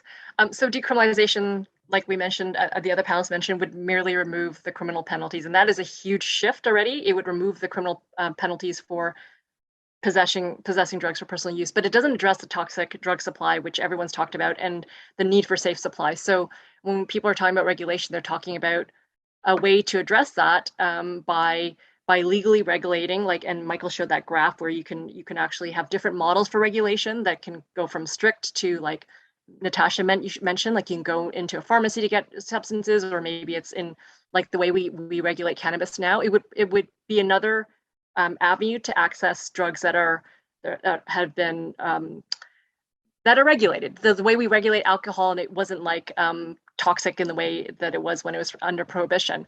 And so that would be one thing that decriminalization would address. Like, decriminalization is merely removing the criminal penalties and it would address a stigma. Like that means that people who use drugs are no longer scared of a police harassing them outside of a supervised consumption service or harassing them outside of their doctor's office, but they wouldn't have access to a safe supply.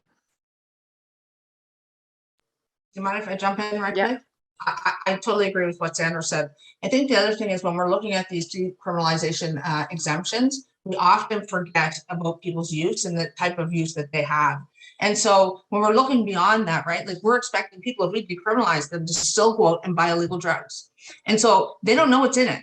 Like, nobody knows what's in it until you actually get it. And if a police officer catches you with that, then you're actually going to be criminalized because you don't have access to a regulated market. So I think it's a very important thing for people to recognize that even if we across the board decriminalize people, there's still not a regulated market, as Sandra just alluded to it. And so therefore, it still leaves us in a decriminalized model, criminalized. Because if somebody catches us with a pocket of, like, say, we thought it was heroin, and there's actually 50 or 60% fentanyl, that will actually still criminalize somebody. So I know that's not really the answer to your question.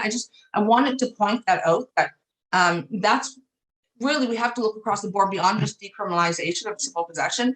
We have to start looking at a regulated, legalized model where people can be able to purchase them. I'm not saying get rid of the medicalized model. I think there's because we did it wrong with alcohol, straight up, it was wrong. And there's still, promoting it at nighttime on TV or in the daytime. So we have to look at a model that isn't promoting, similar to cannabis, where people can access substances of different molecules so that it will satiate their whatever, they want to have fun, or they have whatever. But I mean, for me, I think that we fall short when we do these decriminalization exemptions, and we don't recognize people's use patterns, and we don't recognize that people don't know what they're buying. So if you give me a regulated market, and I know what's in my drugs, then if I carry over that amount, well, sure, charge me then, because at least I know what the hell is in my drugs, right? Like, but when I'm in an illegal market, I don't know.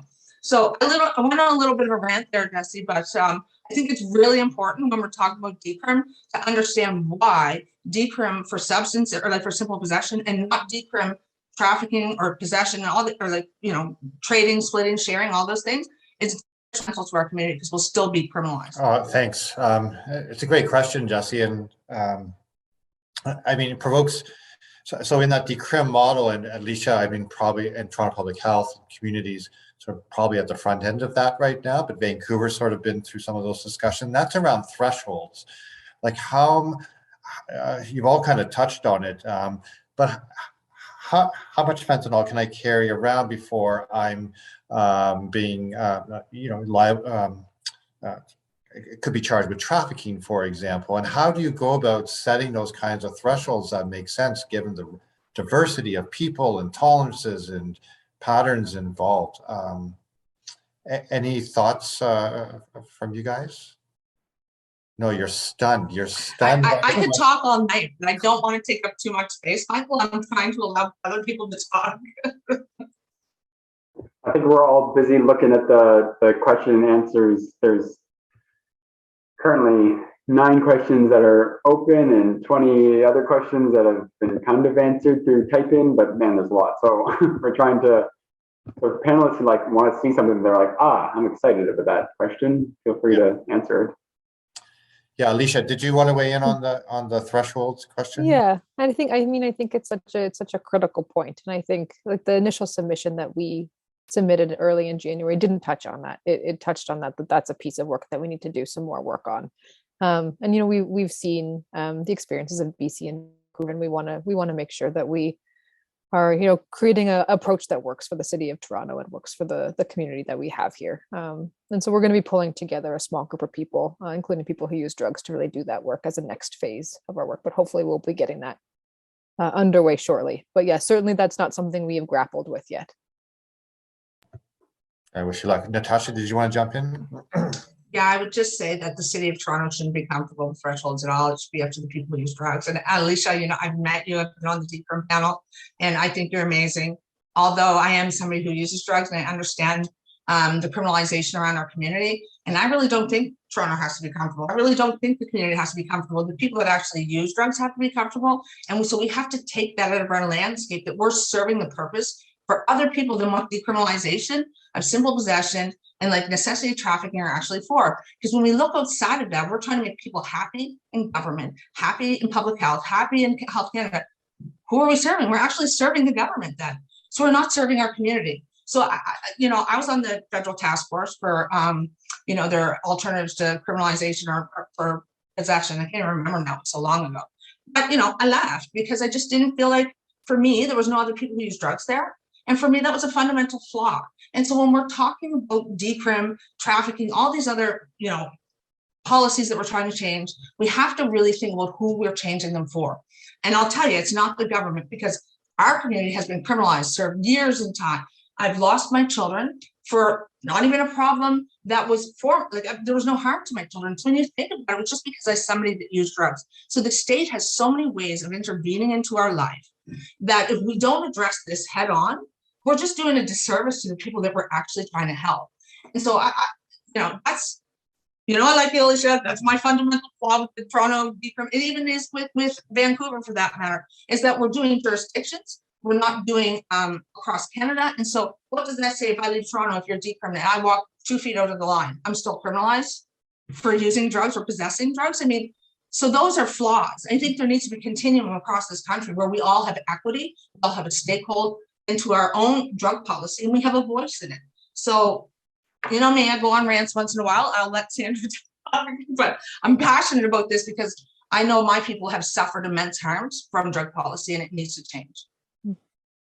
I can just jump in with a quick, my own evolution of thinking, because I was a proponent of thresholds at the outset as a way to keep police from discriminatorily enforcing drug laws.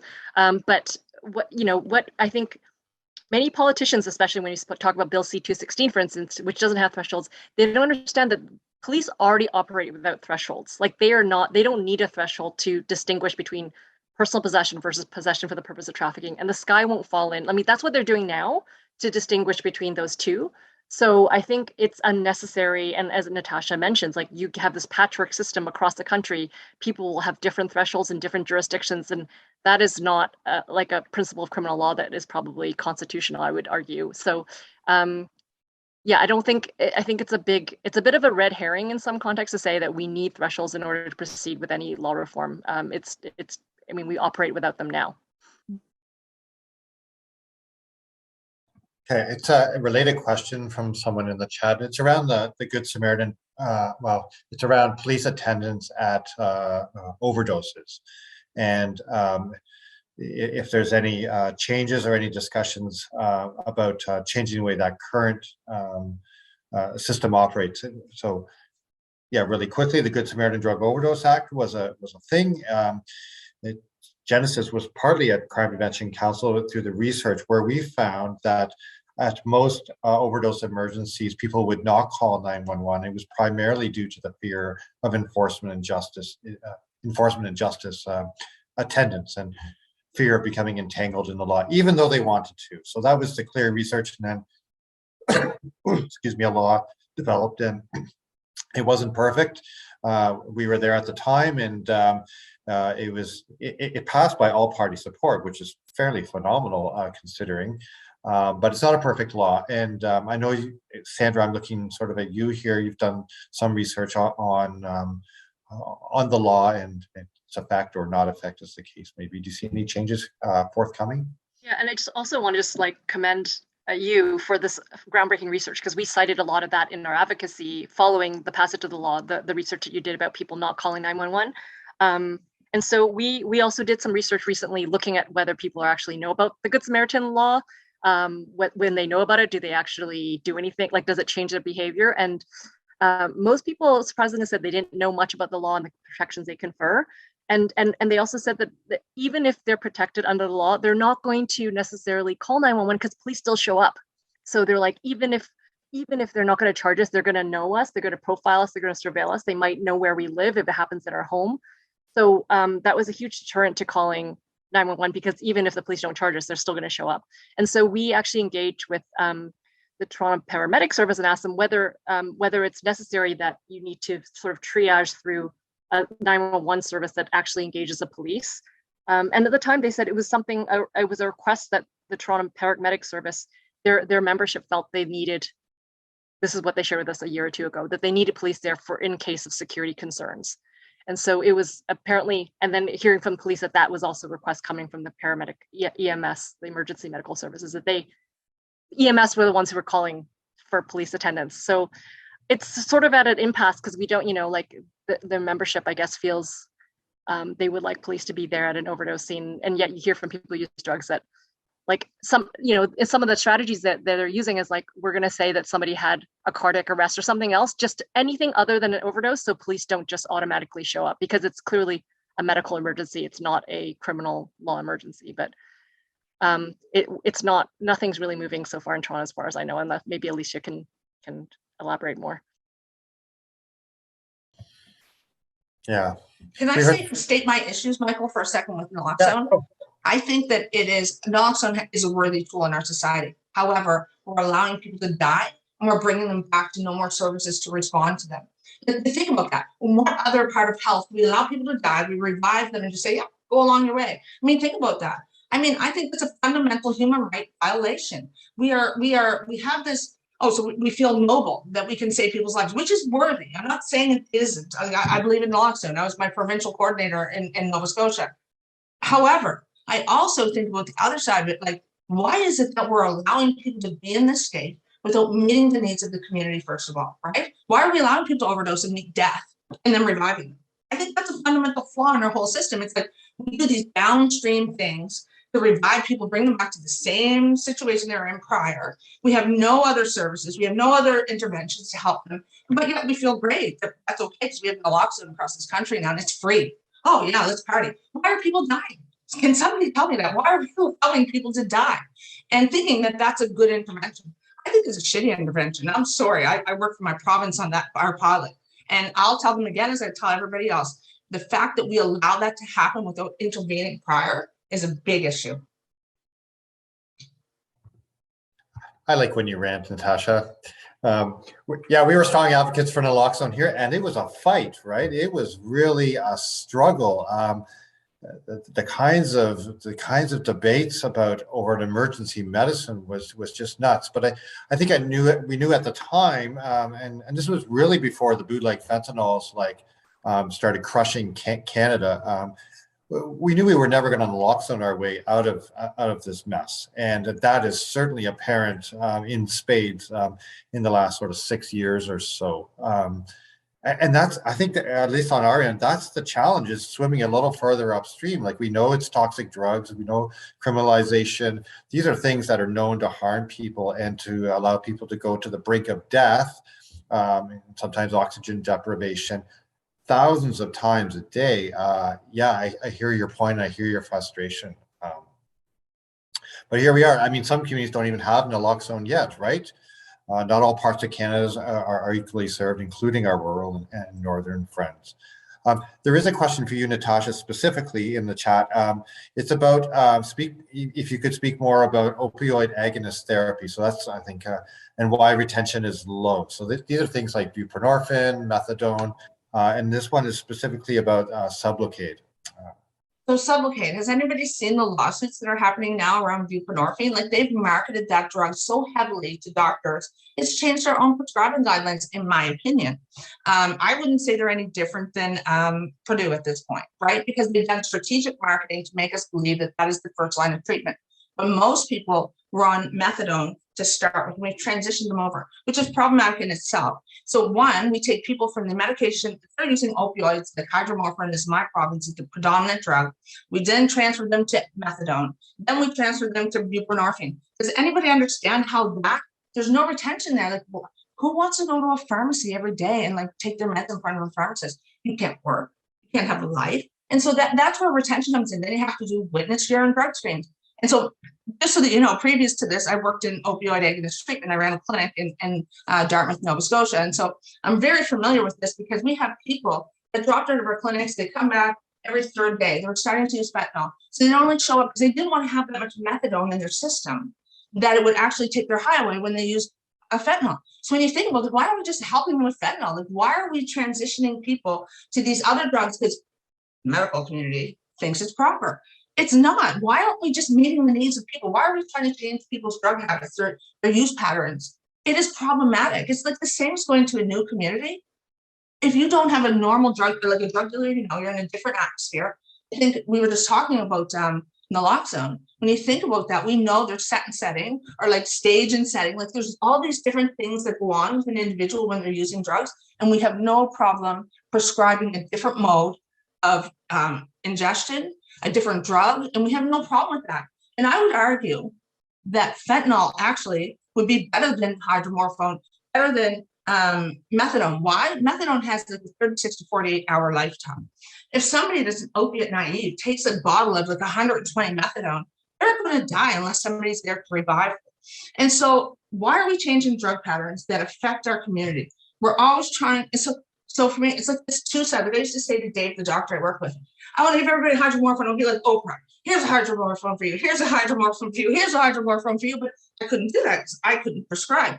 But it would have met the need of our community. It wouldn't have transitioned their use. And so I would argue, and I think there's scientific evidence also to prove this, is that there's only 30% retention for a majority of people who use OAT, specifically methadone and buprenorphine, because it's stringent, it's strict. There's so many requirements on people who use drugs. Who wants to, like, you can't work, you can't return to a normal life on an OAT program.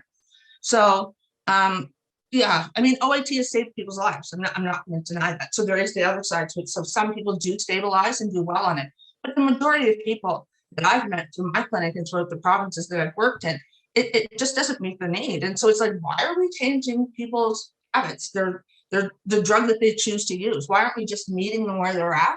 And I bet you we have about 80 to 90% retention if we would do that. Yeah, yeah, retention is so key, right? And the drug markets have changed so much, people's tolerance in the age of fentanyls in particular. And when you look at that, or for those of you who do look at those like heroin-assisted therapies, even Scott McDonald's program in Vancouver, I mean, the retention rates are exactly where you'd want them to be, including it and Andrea's Safe Supply program in London. People stick around despite some of those flaws, and scratches the itch in a way that yeah, buprenorphine and methadone doesn't always. I'm a lone wolf there, Michael. Probably the crowd's going, what is she saying? But go ahead. There is a question around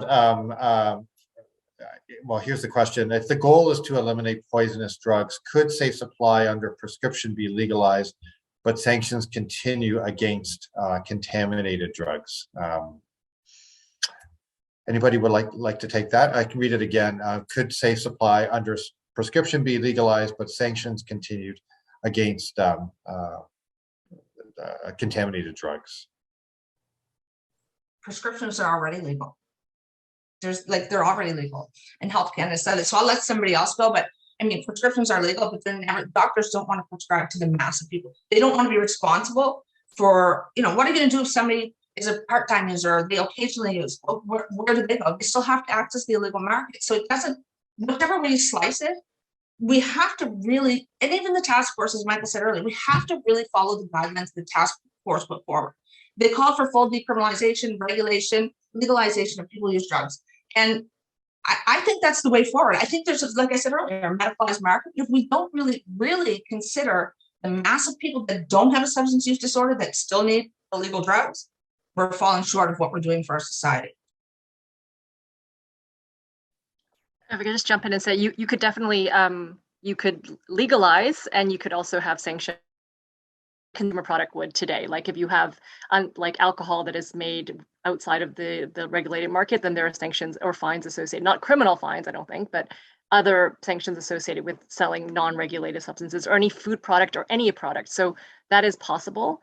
But I think, and I don't think a rights-based policy, we would advocate any ongoing criminalization of production or trafficking of those substances. I don't know if it's like the question is directed to people who sell or produce substances, or whether just sanctions on other producers, maybe larger scale producers, but you could have a system that has both. Mm-hmm. It strikes me like one of the goals of the, cannabis in Canada, right, was to sort of take out the legs from the unregulated cannabis market. That was an explicit goal from the federal government. And I know many in my networks sort of wonder, well, if we're serious about cutting the legs out from the unregulated market for drugs, even on a transnational basis. I mean, and what we haven't talked so much about here tonight, and it's a bit out of scope, but is the impact of unregulated drugs and in the North American demand for them in places like Latin America. And I think of friends in Mexico who, I mean, we're measuring the deaths in the hundreds of thousands, and that's pure, straight up prohibition related, but other parts of the world as well. So I wonder, like, you know, it's such a goal of policymakers and others to stamp down on that unregulated market, the production, the distribution networks. And we know, I think Natasha maybe mentioned it earlier, but like there is no prison in the world that is drug free. These are the most secure institutions on the face of the earth, literally. And so still an aspirational goal. So I wonder, like, any thoughts from Sandra, Alicia, Natasha, Courtney, or Jesse around, is that maybe the right tool that, you know, to take out the legs from the unregulated market versus, you know, current situation where it's drug busts, and we know the drug busts lead to increases in violence every time you clamp down on a drug market. Is that more, would that be your advice to policymakers in Canada? I'll just jump in right now and just say my piece from someone who's like front line. I I think it's funny whenever sort of we celebrate drug busts of any kind, because it doesn't matter how many or how big they are. We've had a few really big ones here in one of the region, but we see zero impact on the actual supply or the day-to-day lives of people who use drugs, just because, and it speaks more to the sheer volume and size of the unregulated market. For example, in the States, they've done an audit over sort of how effective criminalization has been or how effective prohibition has been.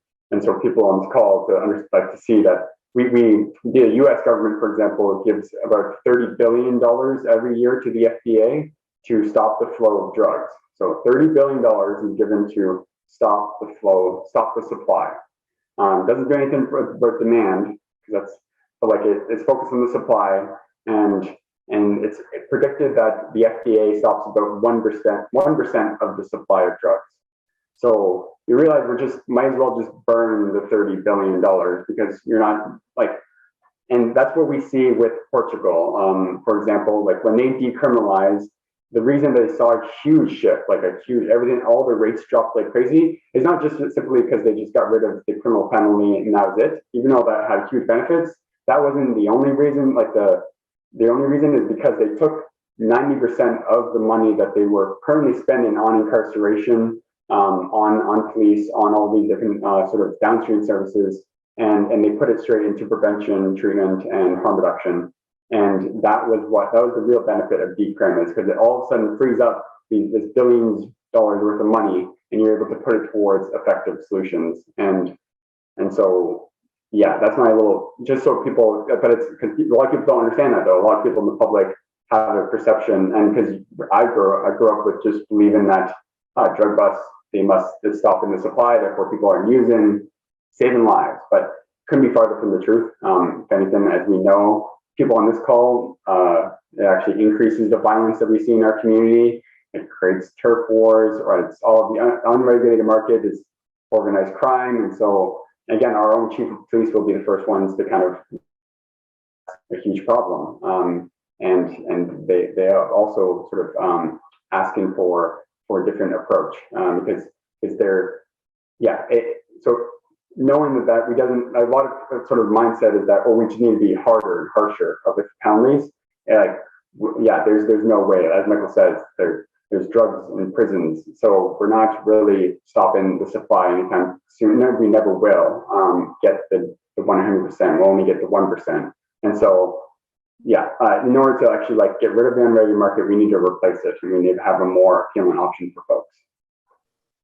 Jesse, can I just say it's easier to get drugs in prison than it is on the street? And that's honest to God truth. And that's what a lot of people don't understand. People think you're in a secured system and there's no drugs. Believe me, there's more drugs there than you can find on the street. And that's probably a reality check for a lot of people in this audience right now. You think when you put people in prison, they're not going to have access to it. Actually, they actually have more access.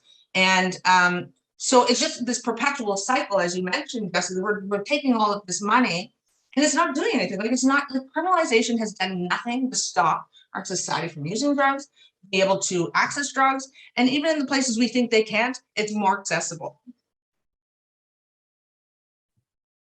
Courtney, did you have a comment? Yeah, just quickly, because I know we're short on time, but in the context of the conversation that we're having, of course, decriminalization helps move in the direction forward of reducing stigma and reducing the criminalization of folks, and which will help maintain continuity of care and health equity and et cetera. However, like we've clearly said across all the panelists here, that is not enough to support the needs of people who use drugs, and all people who use drugs, including people who use recreationally and folks who are dependent on substances. And so I think when we're having conversations about the importance of legalization, safer supply, even though it's in a medical model right now, is allowing a window into what legalization can offer, in the sense of when people do not have to chase their substances and can be open and honest and in a non-punitive setting from a harm reduction model. Our retention rates are extremely high. Yes, we're early, but we have not lost anybody in our program due to punitive measures or due to restrictive model of care. It is harm reduction oriented. And so just that window, I think, gives us a glimpse into the move from crim to legalization. And then to add to that, I think one of the most important things, and I think, Natasha has with her rants has been saying this so well, but people have been asking about what models look like in the chats. And I think we need to talk about how people who use drugs have always been driving harm reduction initiatives that are then taken up by institutions like public health. And I think that's great when we have progressive people who will listen eventually, but they've always come from people who use drugs, including safer supply. This is not something that was created by a medical practitioner. It was something that was created in community. People try and keep people safe, including dealers.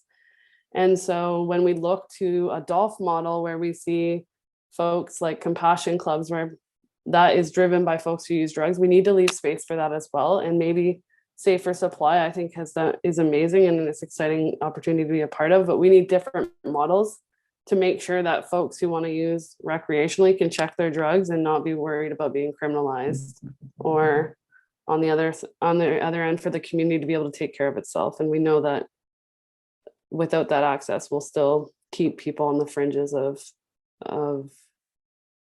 services and access to things like health equity and social and health services more broadly. Well said, Courtney. And I showed that list earlier of some things Crime Prevention Council has been involved in. But every single one of those initiatives, and when I think of initiatives in Ontario more broadly, not one of those came from government, for example. Not one. They all grew from the ground up, and like literally relentless advocacy, from whether it was counting the dead bodies to getting naloxone distribution happening to the RAM clinics that are now rapid access addiction medicine clinics that are in many parts of Ontario, supervised consumption services. I think of the great folks at Moss Park who put themselves really on the line. And now we take that maybe a little bit for granted, and it shows up on people's resumes, even if they were opposed and obstructionist in those early days. So I was going to ask a question just to wrap it up here, and but I'll start with my own answer. And that's just from, in terms of what people can do on this call, people who are listening in after the fact, to be advocates, to help drive towards equity for drug policy built for the 21st century and not based in antiquated, racist, anti-evidence type history. I'm reminded of Margaret Mead's quote, in that is never doubt that a small group of thoughtful, committed people can change the world.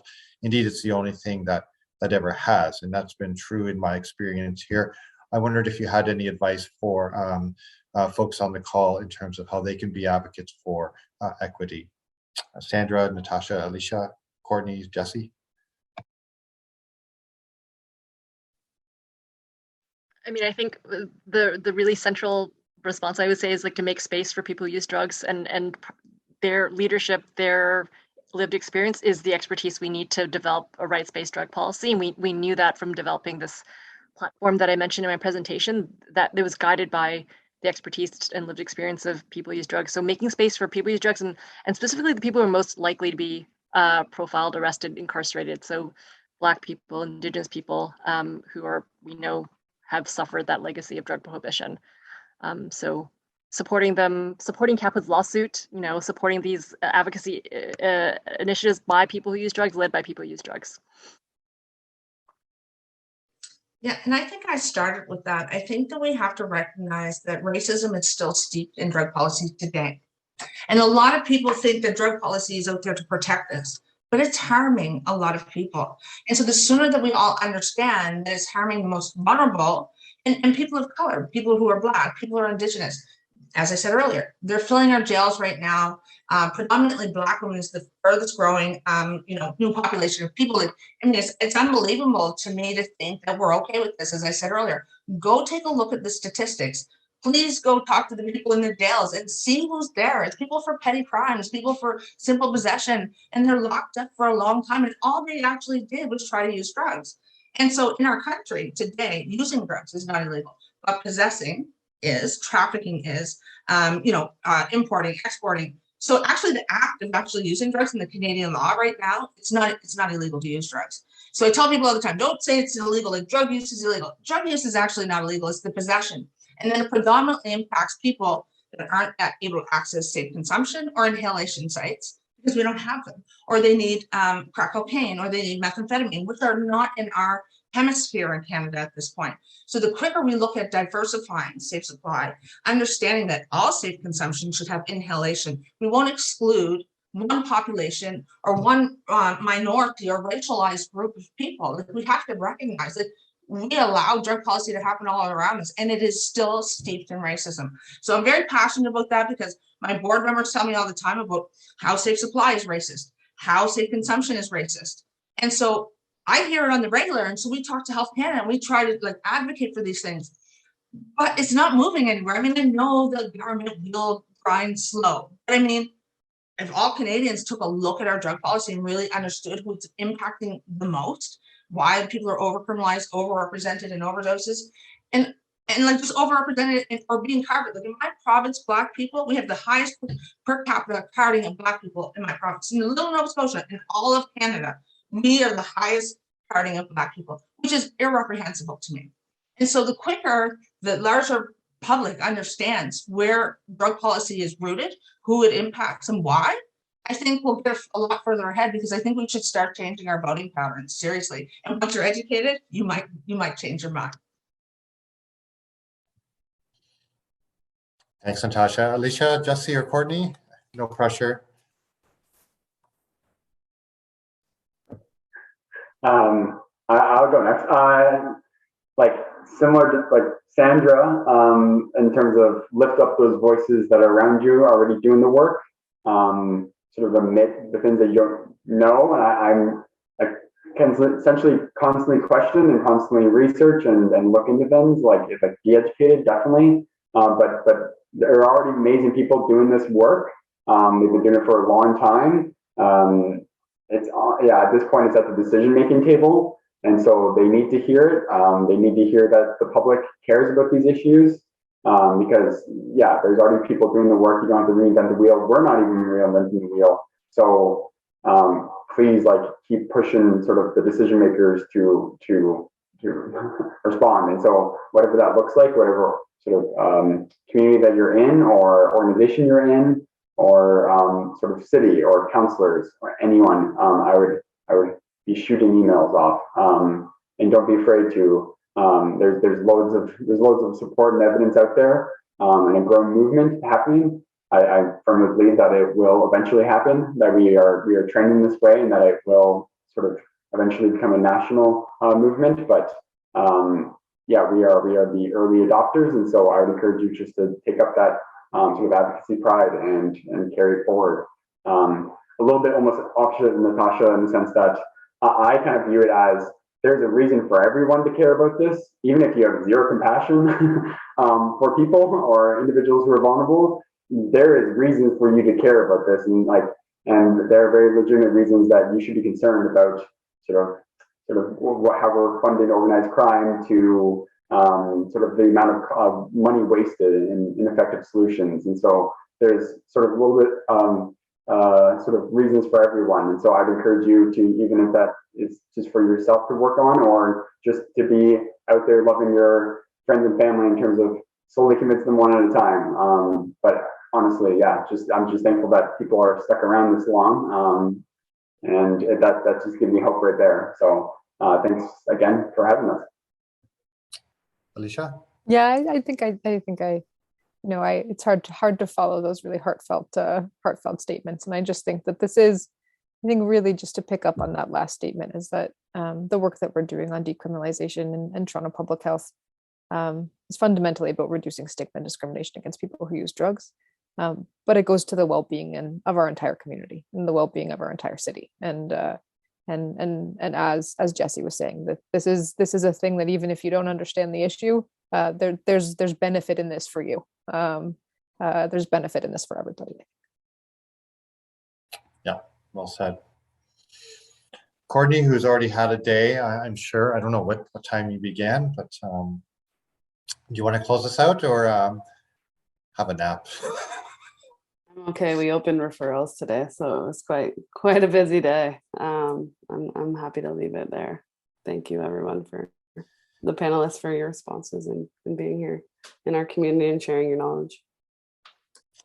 Well, thank you, Courtney and Jesse and Alicia and Natasha and Sandra and the team behind these webinars, the staff at the Crime Prevention Council, the volunteers. It's been a privilege for sure. And for participants who are left, I just remind you, we'll get a survey. If you could fill it out, that'd be really helpful. And also, there's a couple more webinars coming up before we turn off the lights in this office here, and I encourage you to consider attending those. So on behalf of the membership of the Crime Prevention Council, the vast community of supporters across Canada, and the small, tiny staff team, thank you so much for lending your time and talents tonight. Much appreciated. Bonne nuit.